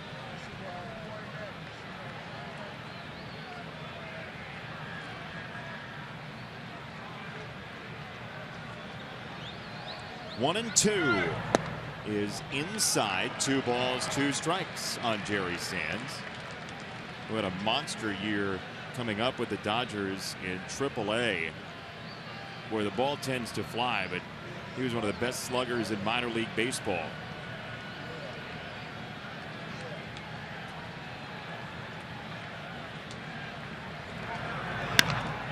On the ground and through. Rollins has to hold to the stop sign of Joe McEwing. First and third, one out.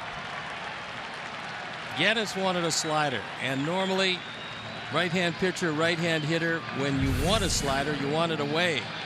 Now he cuts this ball. He threw it in by design, and that's called a front door cutter, and it doesn't work. Jerry Sands has had 2 very good at-bats, sandwiched around a strikeout, but 2 for 3. That ball hit so hard, and Kemp got it so quickly, Joe McEwing had no choice but to hold up Jimmy Rollins. And so now Gaddis going through his set of signs on what he's going to do if Sands does go. Don't have to worry about who's going to cover because it's going to be Correa. He is on the first base side of second in the shift. That's where Avila hit it the first time up, right at Altuve in the second inning. First and third, one out. In the air left field. Kemp is back there to make the catch. Rollins tags, throw, does not come home. 2-0.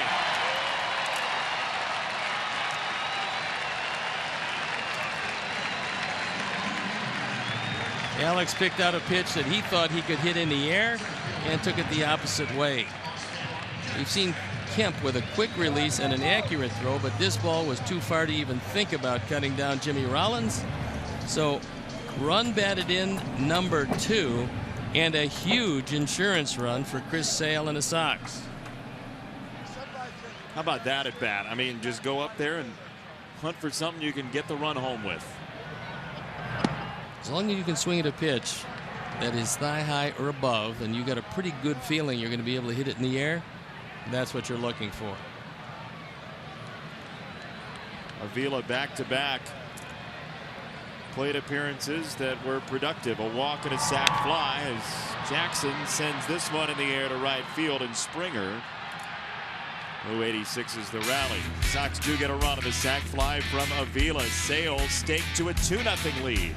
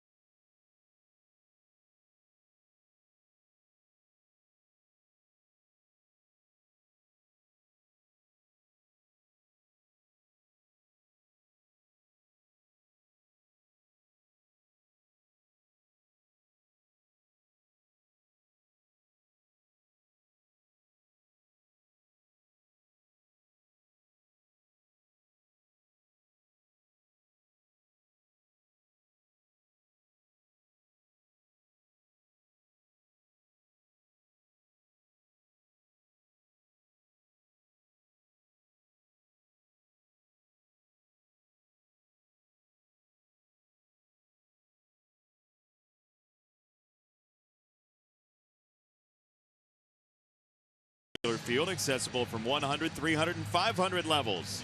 Young Sox fans can learn baseball from White Sox Training Academy coaches. Don't miss the batting and pitching cages, base running areas, and be sure to check out the latest Xfinity technology, including the X1 platform. X1 by Xfinity. It will change the way you experience TV.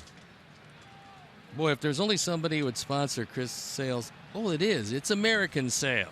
Chris Sale's pitching line is brought to you by American Sale. 7 innings, just 2 hits, no walks, 7 strikeouts. He's done it on 84 pitches, and he finds himself with a 2-run lead. first. He will oppose Evan Gattis here in the 8th. And Gattis, who homered 2 nights ago, gives this one a ride. Jackson is back, and it's 2-1. The Astros get the run right back. Gives an idea how strong Evan Gattis is, because that's a very good pitcher's pitch. That ball was low and away, just barely having a piece of the plate, and Gattis went out and got it. A forward home run replay. Great location, and seemingly takes it off the end of the bat, but he's so strong, he takes it out of the ballpark.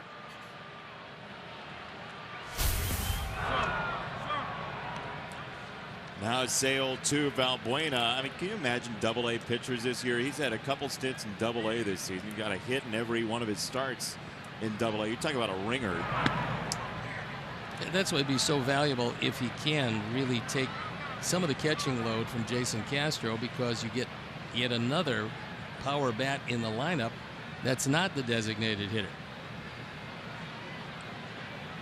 2-0 on Valbuena as Sale tries to settle in and gets a pop-up. Sanchez the call, and the ball, 1 down.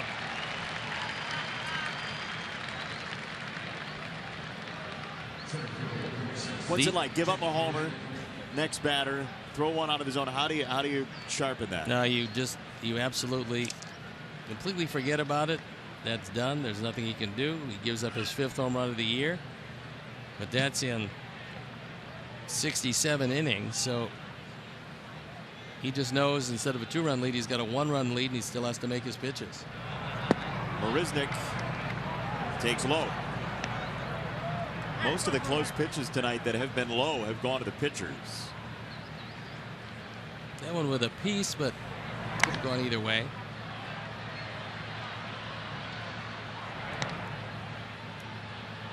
Ball and a strike on Marisnick.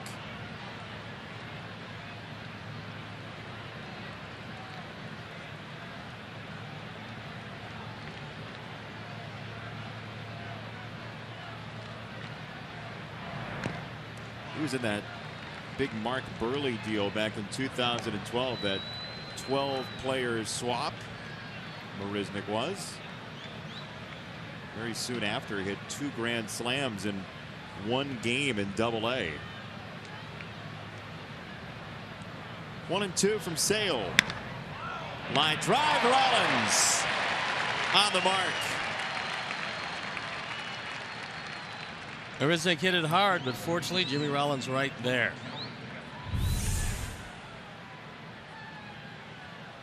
He gets a good piece of this one, but fortunately 2 outs. And this is a guy that I've worried about bunting all night. I'm kind of surprised he hasn't to this point. Major League rookie Tony Kemp in his 2nd Major League start hits it on the ground. Rollins has to hurry. 1 motion, got him. The 37-year-old legs and arms still work. Rollins gets him out of it.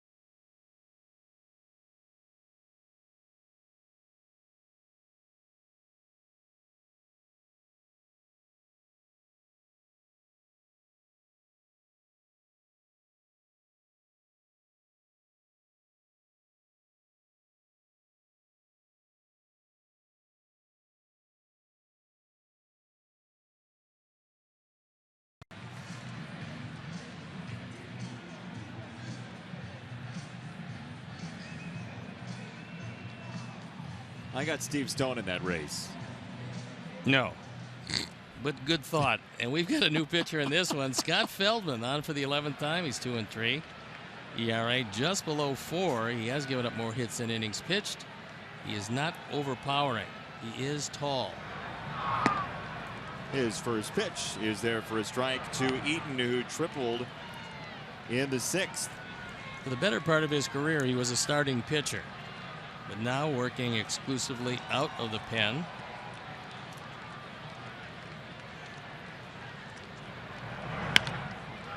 Eaton stayed with it, still wrapped it to second. Now Altuve, the looper, for out number 1.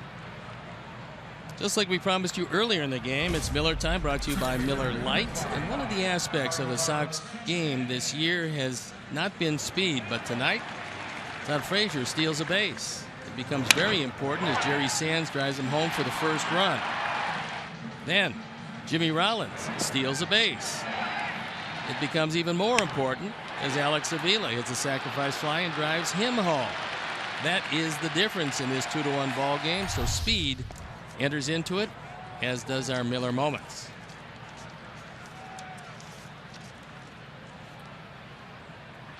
That is the margin right now. The Sox a 1-run lead as Sanchez faces Feldman and pops it foul. 0-2. If you're looking ahead to the Astros 9th, which you may be, Altuve, Springer, and Correa to face what seems like Chris Sale.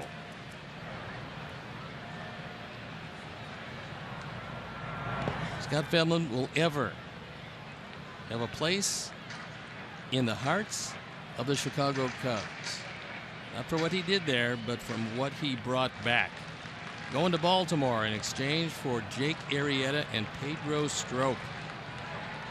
July 2nd of 2013.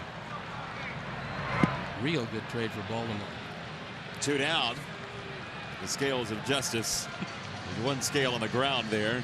You hope to be able, in your general manager life, to be able to have one of those deals, and that one heavily weighted for the Cubs as Arrieta has become as good as it gets in baseball.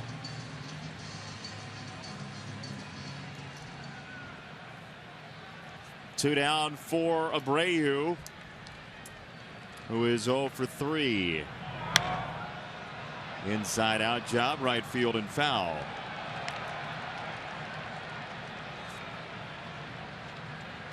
Well, Cleveland tonight is David Robertson is up and throwing, so still in question as to whether or not it's going to be Sale in the 9th.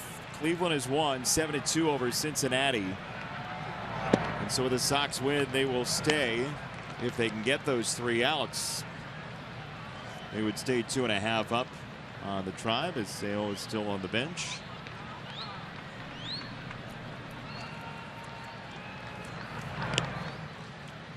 What do you think, Dr. Stone? I think quite obviously you give Chris Sale, if he wants to go out, the ability to go out. Also, what he does give you is a good chance to retire Altuve, but if he doesn't, it's a left-hand pitcher negating one of the game's best base stealers. So that also factors in the equation. 2-2 for Abreu. And I'm sure that conversation has already been had. So after Altuve, you've got the right-hander Springer, Correa, White, Gonzalez, Gaddis, until Valbuena. But if Chris feels like he's got enough, you let him run out there. He's your guy. In the air, right center field. And Springer has out number 3. 4 guys had 2 complete games starting play today. Will Chris Sale get to 3? Find out after this.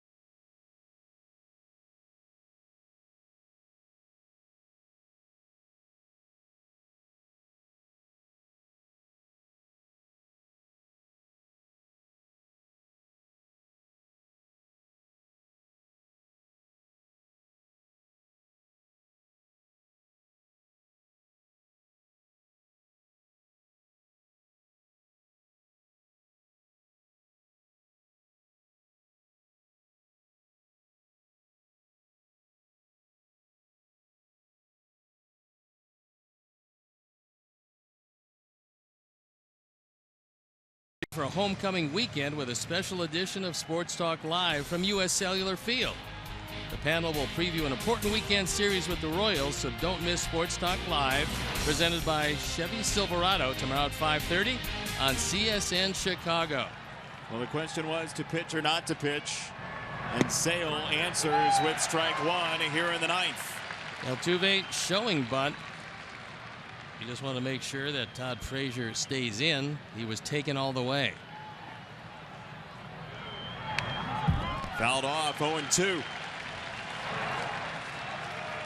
Sale looking for his 11th career complete game. It would be his third of the season, the most in Major League Baseball if he gets there. Altuve in the way, 0-2 outside. They're all big outs at this point because you're nursing a one-run lead with 3 outs to go. But this perhaps the biggest only because of his base running prowess. Major League leader in steals on 1-2. Altuve checks it up.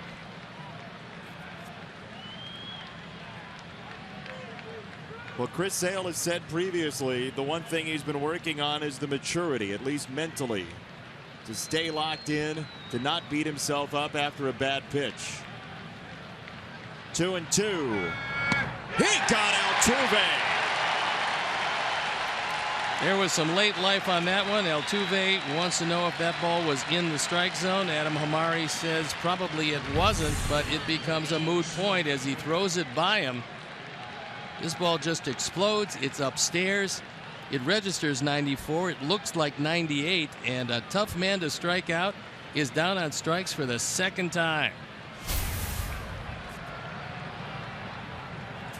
1 out, nobody on. Springer takes the ball.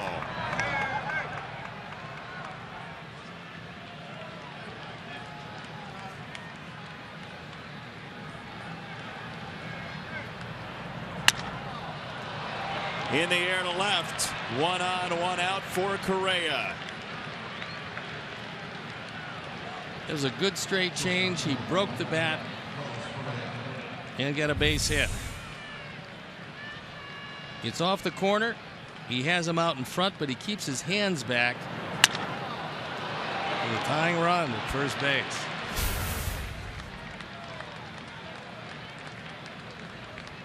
Correa's 0 for 3. Fly out, ground out, strikeout. If you're wondering if he's ever grounded into a double play, yes, 4 times this year.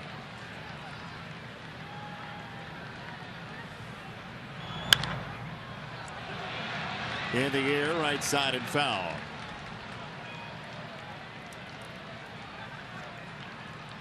After seeing Correa in the series, where do you like to pitch him if you're Sale? Well, pretty much the same way that he would attack most right-handers. If you go in, go way in off the plate.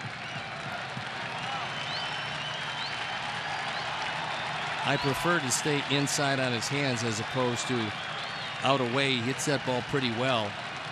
He's a big man. He's got long arms and got good plate coverage. So let's see if he sails this one inside. He does. Ball and a strike.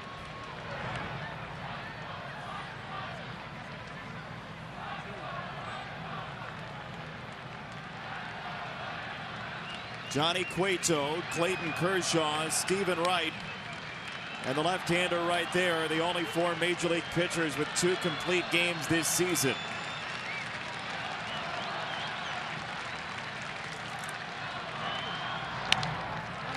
In the air, lazily hit. Melky the call, and the catch, 2 down. Good straight change by Chris Sale. He had a very dangerous Correa out in front.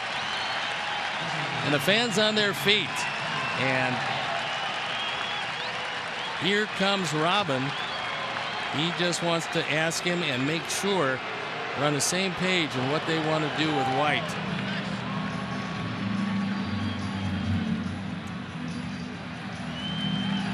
There is no way that Robin Ventura takes out Chris Sale in that situation unless Chris falls over. If he falls over, he'd still ask him if you're okay to get this last guy. That's the quickest we've ever seen boos go to cheers for the same guy.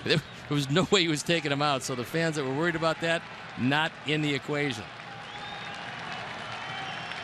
Tyler White, prospective out number 27. He's not gotten the ball out of the infield. 0-1. Good straight change. He had White out in front of it.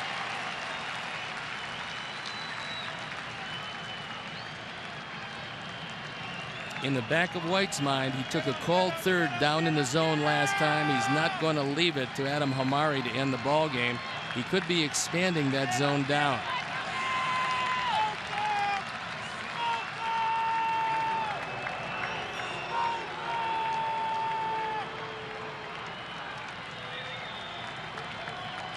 Oh, 1. Got strike 2. That was the best slider he's thrown to Hamari. He's tried to throw the backdoor slider all night long. It's the first time he hit with it. Just reinforcing the fact that Chris Sale's going to get the low pitch to White.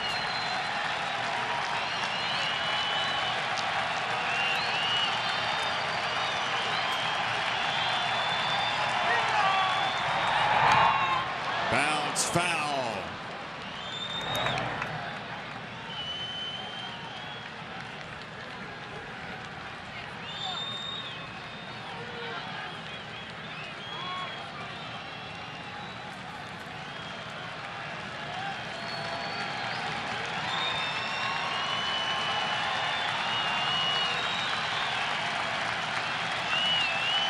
Two strikes. Sale to White. Chris Sale's 9-0. His third complete game in the first 2 months.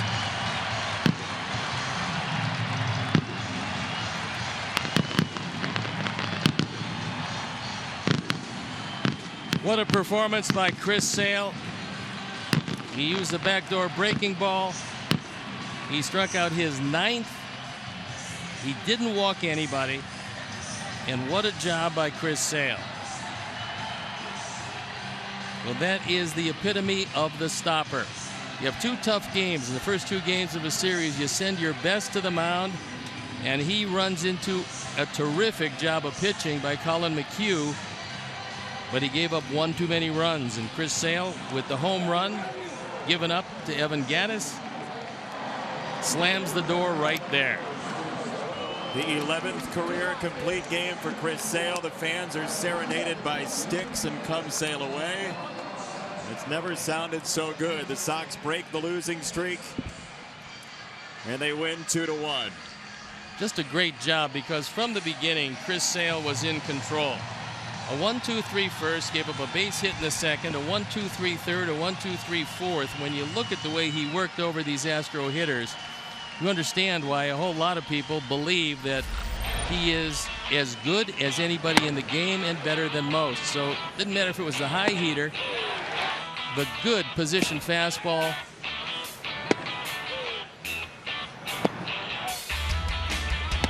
You're watching a master, changing eye levels, moving the ball in, out, changing speeds on everything, throwing sliders to the outside corner. And White looks at strike 3 to end the ball game, and Chris Sale, given a vote of confidence by his manager, who said, "Stay in the game, son. It's your game. You complete it." Now 9 wins, 9 starts, only behind Eddie Seacott and ahead of John Whitehead, John Garland. What a start for Chris Sale. First one since Brandon Webb in 08 to go 8-0 in 8 starts. He's now 9-0. Chris Sale once again tonight. You said the word stopper. He absolutely freezes the Astros tonight. And let's go down on the field, because we're going to talk to the man who caught Chris Sale tonight. Did a great job of handling a great pitcher, and anytime you get a performance like that, the catcher looms very large in calling pitches. Chris and Alex Avila were on the same wavelength, and I would assume that he has to feel pretty happy about it. So, Alex, how was it tonight, catching a guy who was as good as anybody in the game? Yeah, I'm here with Alex Avila, and, you know, Sale has just been absolutely incredible. They've been saying all game that he's the stopper. What can you say about his performance tonight? He threw the ball great today. Mixed his pitches really well, changed speeds like he's been doing all year. located really well today. Probably had some of the best command of the year so far today. And, you know, and even the ball that Gaddis hit was a really good pitch, and he's just as strong as a bear. So, but he pitched great. You know, like I said, I mean, he is our stopper. I mean, we've been in a little bit of a funk, and he pitched a great game. Now, this is back-to-back complete games. Do you ever see this guy getting tired? Yeah, I mean, I see him getting tired, and we make adjustments as the game goes on. But, you know, he's built himself ready throughout the offseason, spring training for this. You know, we talked a lot about in spring training, you know, being this type of pitcher, going deep in games for guys, for the bullpen to give them rest, and you know, to be that guy. And you know, he's ready for it. He wants to pitch in the postseason. We're gonna do everything we can to get him there. We talked before about adjustments in the lineup before the game, and you guys ended the 4-game losing streak. How does this help you guys moving forward to the next series? Well, we're a bit in a funk right now offensively, and just kind of as a team, we've made some mental mistakes, some physical mistakes, errors on the field the past few games, but that's part of it. You got to continue to prepare each game, you know, and keep at it. Eventually, you have some games like this, and you know, try to get back on a roll like we were a little bit earlier in the year. All right, thank you, Alex. We'll send it back to you guys up in the studio. Thank you, Sierra. Sierra Santos downstairs with Alex Avila, who, by the way, if you didn't know who he was, he's got his name on his chest protector. Well, that's how nice. he remembers if it's his chest protector or not. But one of the things that he can't forget tonight, his sacrifice fly, a tough at bat. Jimmy Rollins had stolen a base, found his way to third base, and 2 stolen bases yielded 2 runs tonight, and that was the difference.